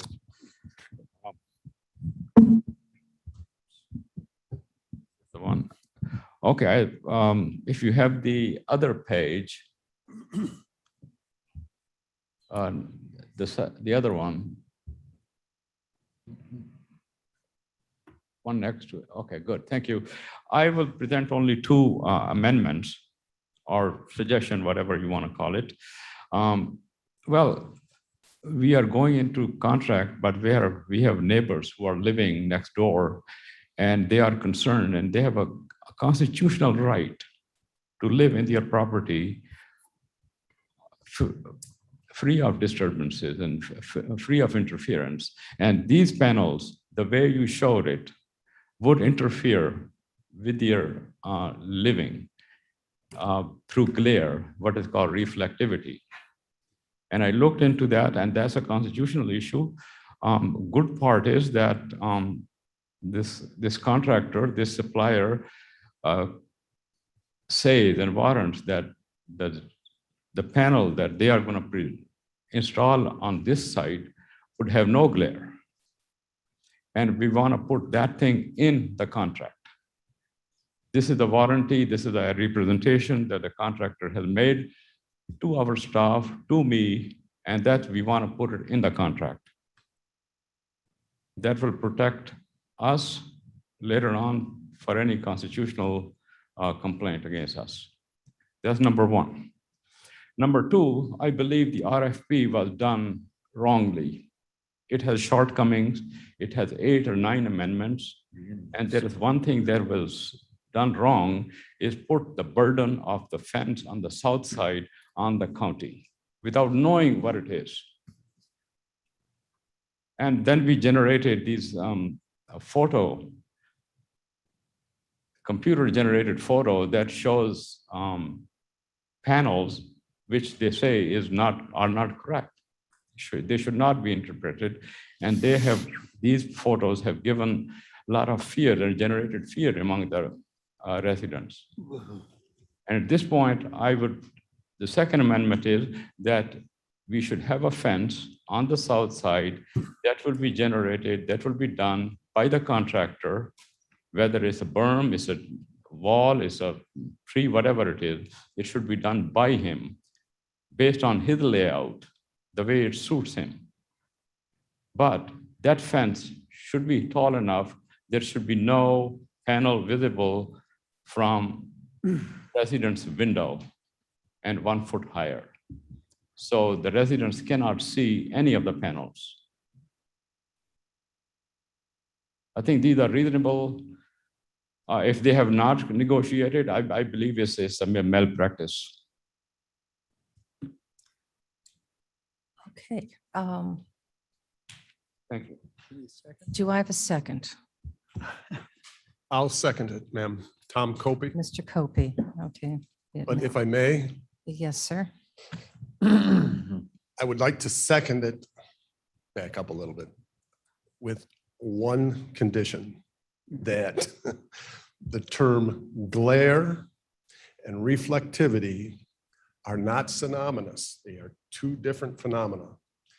And I think the concern is probably reflectivity, and we can solve that problem while we have debated not to debate during our debates, in that we live in this 42nd parallel, and the angle of ray of the sun will be approximately 50 degrees, and the panels can be adjusted at high noon to hit that just about square at 90 degrees, or 180 degrees. Straight on, I should say. Now, in the late evenings and early mornings, the sun will have a different angle, and the adjustment of the panels can be considered, and you can eliminate the reflection completely from going into the houses. As far as glare, I don't think that this is pertinent to the discussion completely, since glare exists everywhere.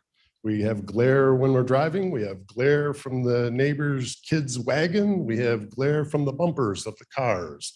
And I don't think that is pertinent to this discussion.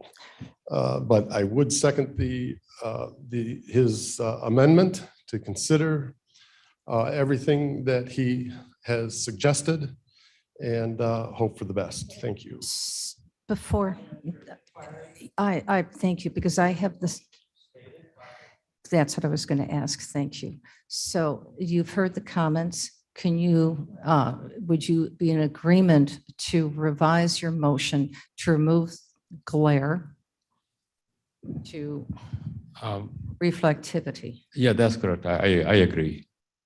Okay. So shall have any reflectivity radiating?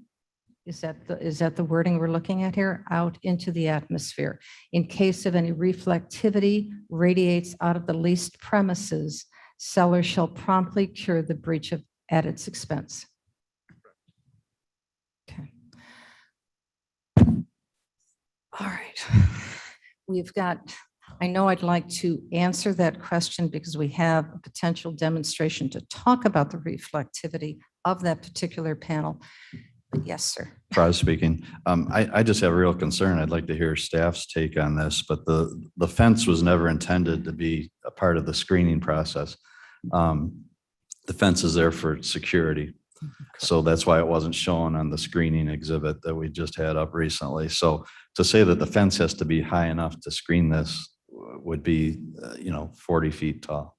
That's why the trees will ultimately be that tall. So it's really not an appropriate change. And if we were to pass this, we'd be asking somebody to build a fence that is impossible to build and impractical to finance. So it's just something that isn't appropriate. Okay, would you like to bring up, would you like to bring up staff to talk about? If Joe, am I correct in that statement, Jody? I'd like to bring up Jody Wolnick, please. And I need your name, please, Ms. Bates. Mavis Bates. That statement is correct. It's a 7-foot fence and the preferred option at this point is a decorative aluminum fence that would not screen the facility. Jody, Ms. Wolnick, would you like to read your statement now? Having to do with the amendments? I would defer to Madam Chair. I think I am partially reading it as I'm answering these questions. So We have a question regarding reflectivity. Is there anybody here that could speak to that? I Of the- can- Of the I- panels that are going to be installed? certainly, and I can defer to Eric from Green also. The entire goal of the solar panels is penetration, not reflection. That's a statement directly from the panel manufacturer. This is why the FAA allows solar fields to be located near airports.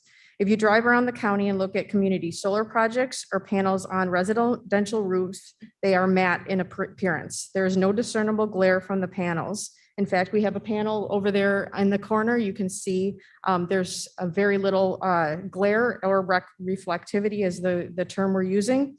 The Canadian solar panels have less than a 4% reflectance value in the east-west direction for this project.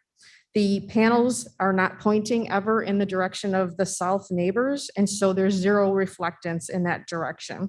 The military's requirement is 10% maximum reflection for airports and airplanes. And Chris Allen, with his military experience, is here as well and can speak further to that if you so desire.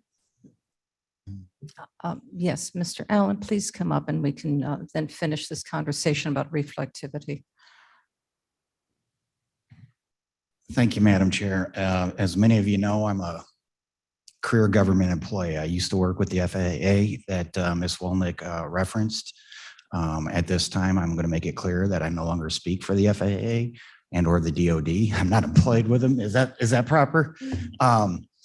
Good idea. A good legal solution. Thank you. Thank you, ma'am. Yes, as a former employee with the FAA, I can speak to their mission, and that is 100% safety and security of aviation in this country and abroad. They take it very seriously. So if the FAA has set up a policy that, quite frankly, basically reference water glare as their limit, that's acceptable, as well as the DOD. They have a high mission. Their aircraft are very expensive, and just like civilian and commercial aircraft, they're carrying human transportation as well as cargo. So if those both organizations have set standards, which these standards here for this project fall below that, I think that would be acceptable. And that is the Federal Aviation Administration, yes, under the Department of Transportation, and DOD is? Department of Defense. Thank you very much. Madam Chair, I think I still have the floor. Are we all done with Mr. Caius? I mean, Mr. Caius, I'm sorry, Mr. Allen. Do they look alike? I think you just disowned me. No, just I evict you. Thank you, ma'am. Thank you. Thank you, Mr. Allen. Yes. Yes, I would like to say that in light of all the research that we have done on this contract and everything that has happened in the past during 2 E&E committee meetings and admin and exec and not to the board, these 2 points are moot and irrelevant to the conversation at hand. There is no glare. We've proved that over and over again. The panels will be mostly, as you saw in that picture just now, hidden from view by $50,000 worth of landscaping. These amendments are not needed. I think this will be the last question, and we should call the question to approve a potential amendment to this ordinance. Yes, sir. Thank you, Madam Chair. Tepe here. I don't understand the change from 1 to 10 or from 1 to 10 million. Yes. Speak with that. Yes, of course. There is a clause in the contract which says the seller would have a CG, commercial general liability of $1 million. And then in another part of the contract, it says they will draw from this policy any loss that they have for the panel. And the panels are more than $1 million. So what are we left with? If we have a claim against the seller, where do we go? So, and this is a cheap policy. So instead of 1 million, it should be 10 million. That's what I'm saying. And number two, since we are at this topic, the contract uses the word that this policy will cover contractual liability. I don't believe CG covers contractual liability. That's a breach of contract. I don't think it covers. So I asked this question to State Attorney's Office. And Miss Mosser or Jody?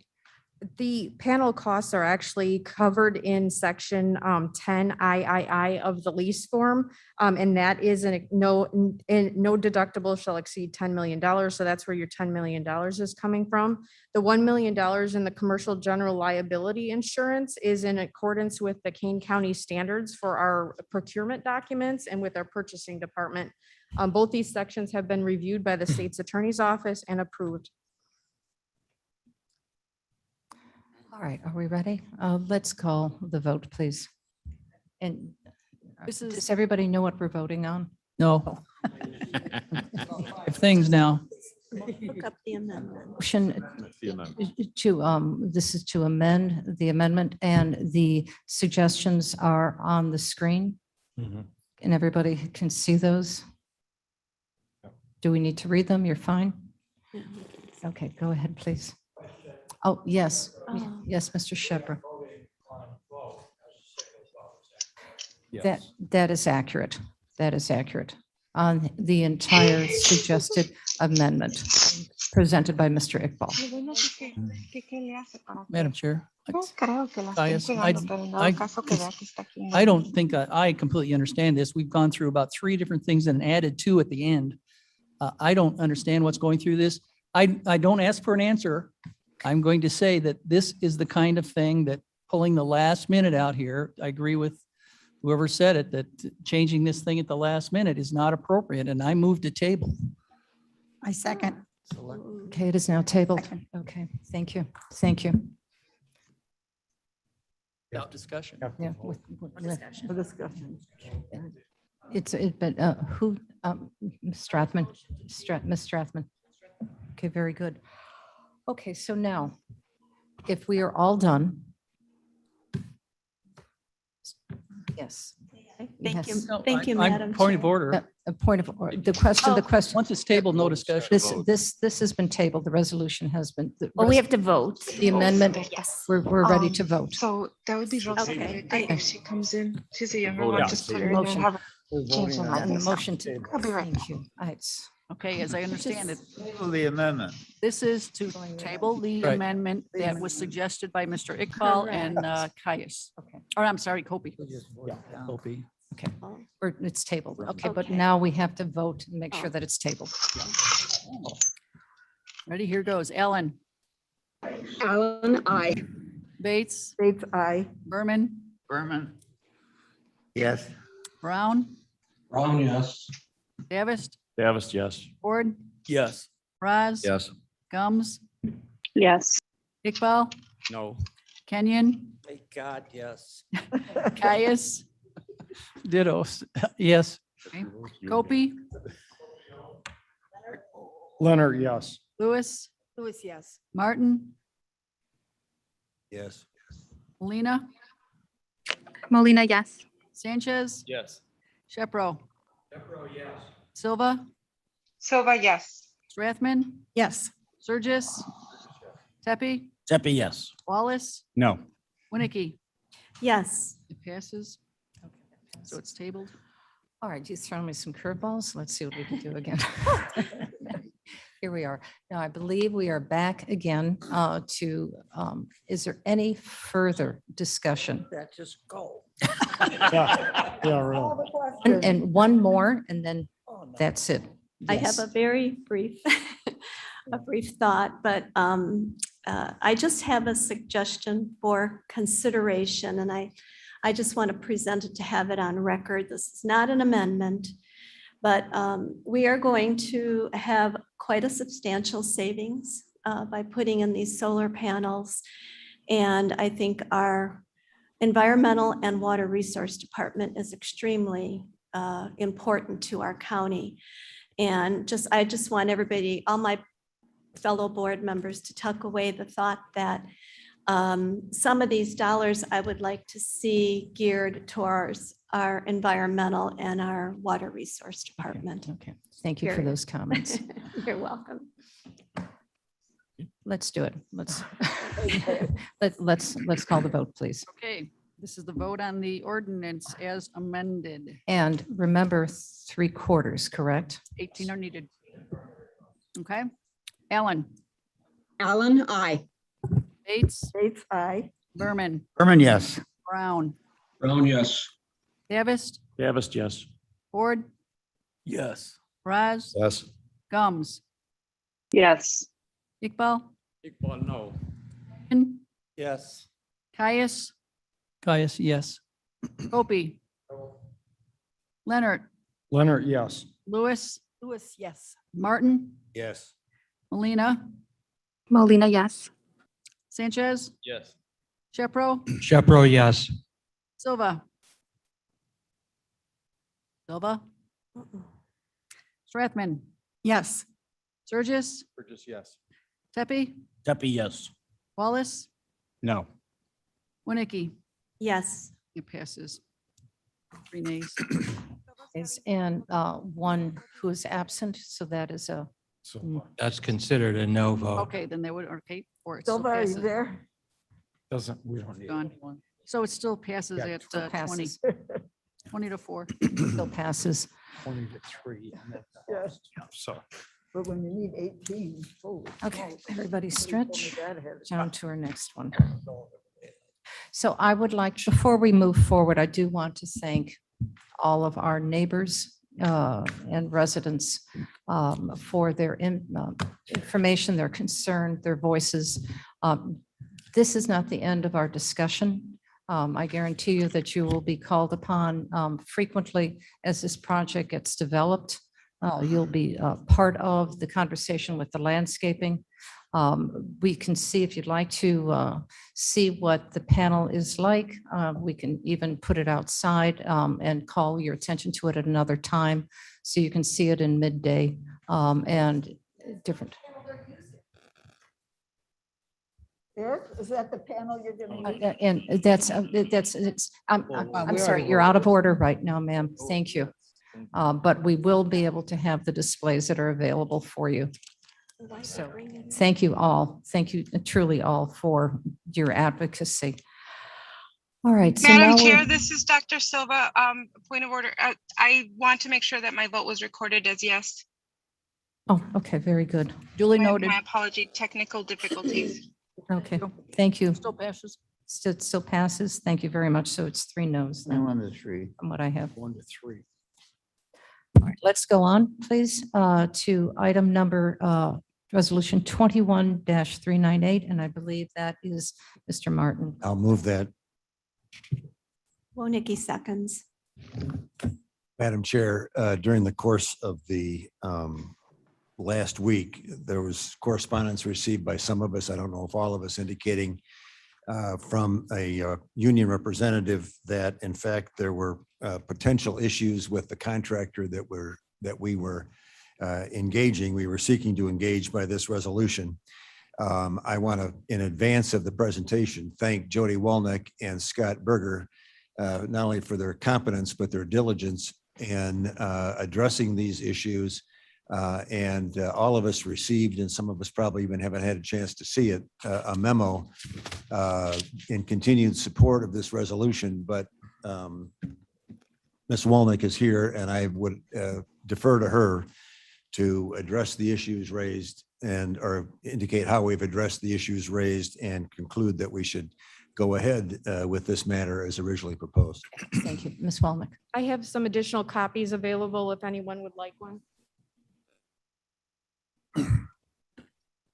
It's in our mail. I want to also recognize Maria Calamia from purchasing and her hard work on helping Mr. Berger and myself put together the memo. On September 9th, the Chicago Laborers District Council sent a protest letter to several county board members regarding the pending award of the Ogden Gardens Water Trust tank and building contract. Per the county's purchasing ordinance, only a vendor who submitted a bid is available to protest. Therefore, the laborers union has no standing in the protest. However, we did want to provide some background information for the board to review in regards to this item. You should know that the above contract represents the first of a multi-phase effort to reconstruct the infrastructure necessary to provide reliable water for 122 homes in unincorporated Aurora Township. Approximately 70% of the area is low to moderate income.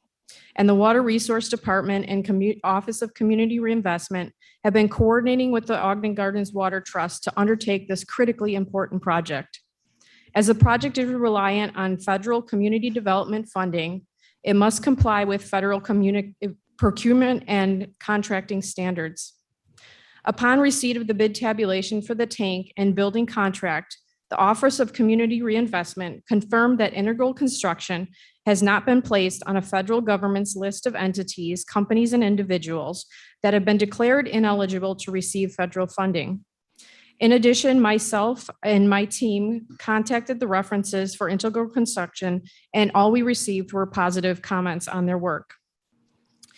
Water Resources, the Office of Community Reinvestment and Purchasing reviewed the documentation provided in the protest letter and found that the violations were isolated incidents and that Integral had paid all restitution and fines.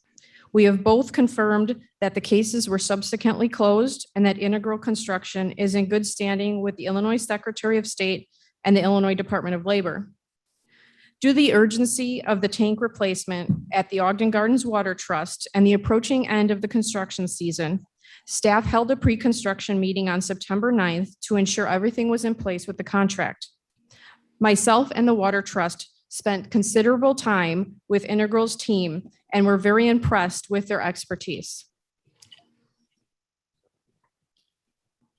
They brought up many means and methods that they intended to employ with the project, as well as difficulties in working on infrastructure that dates back to the 1920s, including the challenge of removing a below-grade rusted steel door frame that was structurally supporting the well house. Because this project relies on community development funding and a number of provisions have been incorporated in the contract, the Office of Community Reinvestment staff have reviewed those provisions with company representatives. Integral will be required to submit weekly certified payroll reports for all laborers and mechanics on the job, and periodically the Office of Community Reinvestment will conduct on-site payroll interviews with employees of both Integral and their subcontractors to ensure compliance with federal labor standards and Davis-Bacon wage requirements.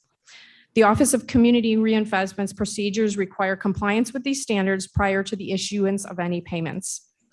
In conclusion, Water Resources, the Office of Community Reinvestment and Purchasing have determined that there is no basis for disqualifying Integral Construction as the lowest responsible bidder for this contract.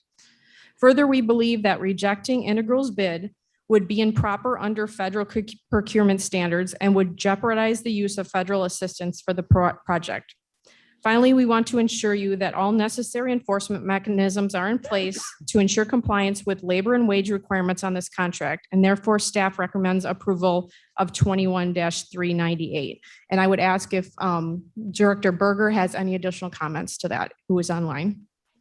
Good morning, Jody and members of the county board. This is Scott Berger. I just want to reaffirm the statements that Jody has made this morning.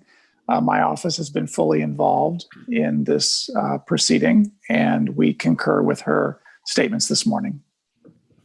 Thank you. Madam Chair, Brown with a comment. I'm sorry, Mr. Brown? Yes, thank you. Thank you, Madam Chair. I just want to make a comment here that I absolutely concur with what staff is recommending here. I was one of the board members, I think, that received the letter from the Laborers Council. And I want to point out that It was Thursday evening or Thursday late afternoon that I received that. And at that point, I contacted Jody Wolnick and forwarded it on to her. And I just want to point out that in the matter of what is essentially 2 business days, which would have been Friday and Monday, because today's Tuesday, they did this research. They contacted the proposed contractor and have come up with this conclusion. And I think for them to do this when in fact, we're not even required to entertain this letter of protest because the protest did not come from another bidder, I think says an awful lot about our staff. So they've done their work, they've done it very well, and I am very supportive of awarding this contract. Thank you, Mr. Brown. Hearing no other questions. Madam Chair, I would like to speak on the matter. Dr. Silva, I am the board representative for Ogden Gardens. Oh, I'm sorry, Ms. Silva. Could you speak to that again, please? Yes, I'm the board representative I'm a board member that represents the Ogden Gardens area. And what I would like to say is that this is an area that has had a history of flooding issues, significant flooding issues for about 15 years. And that is when I first started working with Ogden Gardens on this, on various projects to alleviate some of these issues. I did receive the letter late in the day on Thursday, and my main concern, as you know, and some of the board members with whom I've already spoken know, was to not reward bad behavior with government contracts. I've spent a number of hours yesterday doing research and talking to staff, and I am comfortable moving forward for a number of reasons. Although personally I would have liked to have tabled the matter, I feel that we need to move forward because we cannot jeopardize the water source for the individuals in Ogden Gardens. So I am moving forward in support of this, but I have also made myself available to anyone who would like to visit the site. I will go with them to make sure that we are following any proper procedures. And that is not to say that the company that we're working with is not going to. I just think it's a good practice to be mindful and watchful of these important practices. And as my peer Commissioner Molina said, the laws weren't put in place to limit small business or to make anyone feel inadequate or like they're being judged. They're just there to ensure fair practices. So I would like to vocalize those things, and thank you for the time. Okay, thank you. Mr. Caius? I'll echo what Ms. Silva said. I started some of the similar line like that. I think that what Jody and the department have done seems to be equitable and thorough, and I believe we can support it. We need to make sure that we follow up on it. Oh, yes. And I'm sure they will. They will. Well, they're required to. Madam Chair, this is Scott Berger. May I speak? Yes, Mr. Berger. I want to assure the county board that as my office implements projects that are funded under the Community Development Program, we correctly apply the applicability of the Davis-Bacon Act to all of the work that we do. What that means is that for most non-residential construction work that we fund, we apply the appropriate federal prevailing wage rates to the job. And we do 2 things, and these were summarized by Director Wolnick. We require that the general and all subcontractors submit to us weekly certified payrolls. And we review those payrolls, and we also follow up with on-site job interviews, under which we actually interview the individual employees that are on the job site. And we ask them about their wages, we ask them about their job responsibilities, we make certain that they are being paid the appropriate federal prevailing wage for their job classification. This is not an unusual circumstance. This is something that we do year in and year out for virtually all non-residential construction work that we fund. So I just want to reassure the board that we're not going above and beyond. We are simply applying the rules as they apply to this project, and we're administering those rules appropriately. And we would do that regardless of whether this was a subject of your discussion or not. Thank you. Thank you, Mr. Berger. All questions have been answered. Hearing no other, please call the roll. Allen, Allen, aye. Bates, Yeah, I. Berman, Berman, yes. Brown, Brown, yes. Davis, Davis, yes. Ford, Yes. Raz, Yes. Gums, Gums, yes. Iqbal, Iqbal, yes. Kenyon, Yes. Caius, Yes. Opie, Kopi, no. Leonard, Leonard says yes. Where is he? Can he vote? Well, he just wanted to let, he's not here, but he's in support of it in absentia. Lewis, Lewis, yes. Martin, Yes. Molina, Molina, yes. Sanchez, Yes. Pro, Shepro, yes. Silva, Silva, yes. Rathman, Yes. Surgis, Tepe, Deppie, yes. Wallace, Yes. Winnicke. Yes. Passes, very good.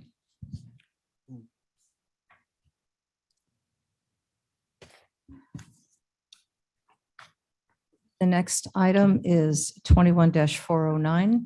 May I have, Madam Chair, Surges here. I invite Jamie Labrillo to the stand podium. yes, but I believe we have to have a motion to move this to the. Shepro will move them, resolution. Thank you. And a second, please? Surges, Surges, okay, thank you. Amy, go ahead. Were there questions regarding the resolution establishing Juneteenth as a holiday? Mr. Kopi called it, pulled it out.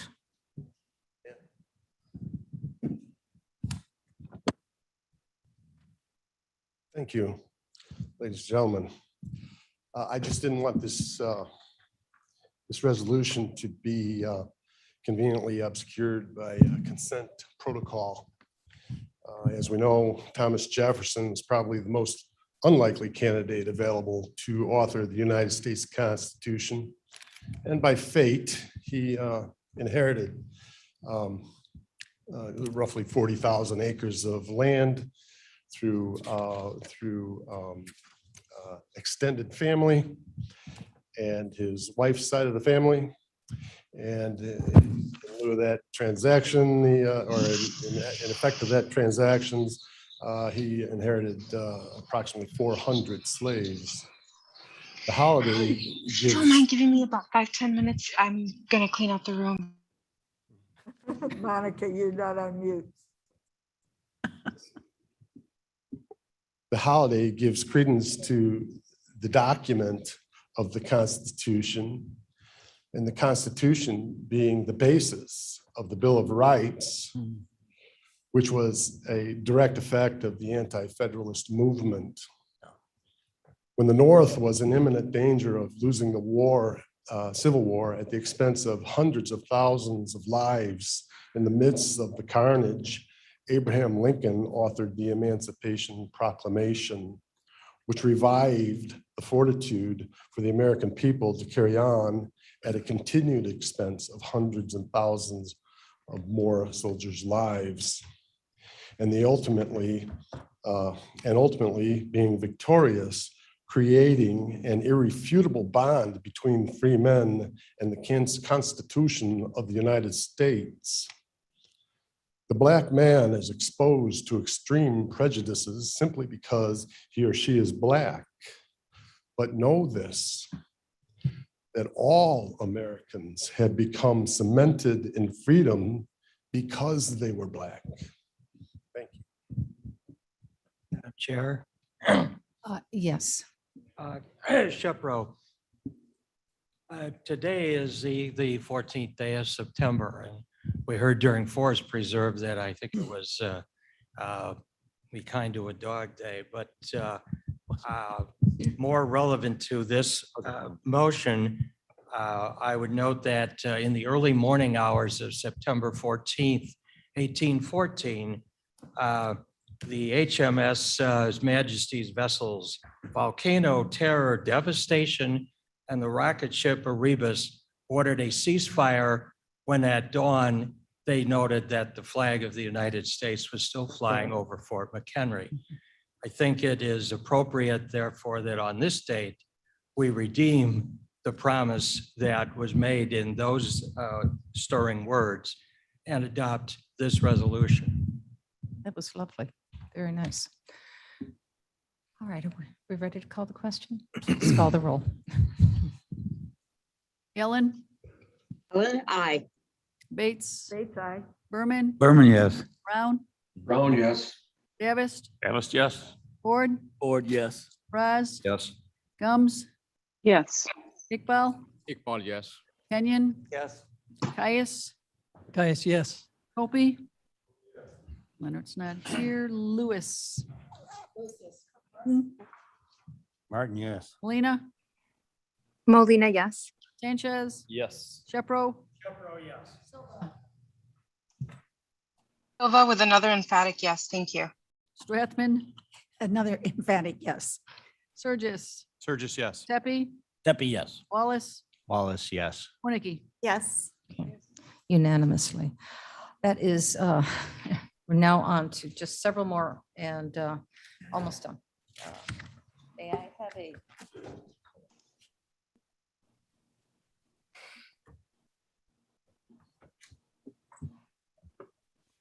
May I have a motion and a second to approve item, resolution number 21-415? Caius move. Guys, Wallace, second. Wallace, okay, very good. Any discussion on this? Yes. Mr. Madam Howard. Madam Chairman, this is a right away, I shouldn't say right away, it's a real estate acquisition under the category of Long Meadow Parkway. What's a little unusual about it is we're not actually acquiring property for the road. We're acquiring property to compensate the forest preserve for land that was impacted during construction. So this is a parcel that will be turned over to the forest preserve. Yeah, I believe. And despite my earlier vote, I concur that I will do whatever I can to improve the forest preserve. But I want to point out that this was attached to a project that in my area is not very popular, I think is regressive taxes and is sunsetted. Just, that's my big, it's sunsetted. Remember that, board members, we're sunsetting this toll. And what % of the toll goes to the toll company? I say 40. I thought you'd say that. The correct answer, however, is 30. 30%, 30%. I still wouldn't ask my kid to get a credit card with 30% interest. Okay. I do feel obligated to say that 7 communities up there passed resolutions asking us to build the bridge, and we're almost done. Okay, gentlemen, please, thank you very much. It's off topic. We're talking about land acquisition. Anybody else? Hearing none, please call the roll.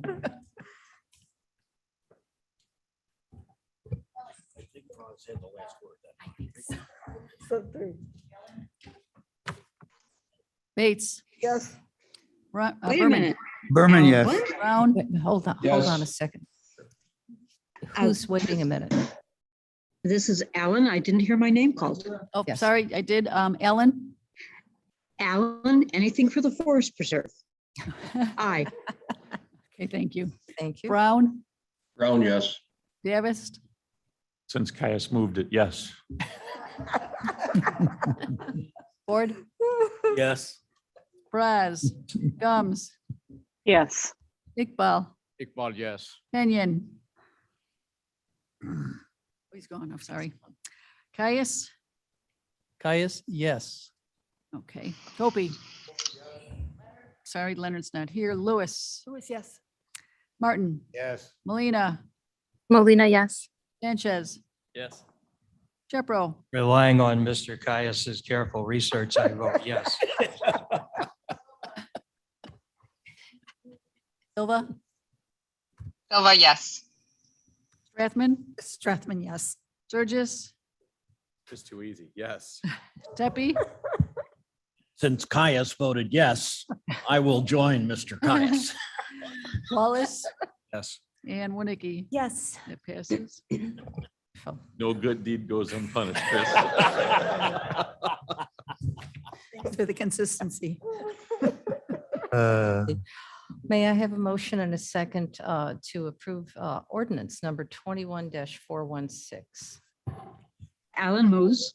Berman second. Thank you. Is there any discussion on this? Yes. Madam Chair, I was wondering if Can you the please state's, name, please. Tepe here, I was wondering if the state's attorney could have, in any way, shape or form, made the 38 pages that are associated with this reach 50 pages, perhaps.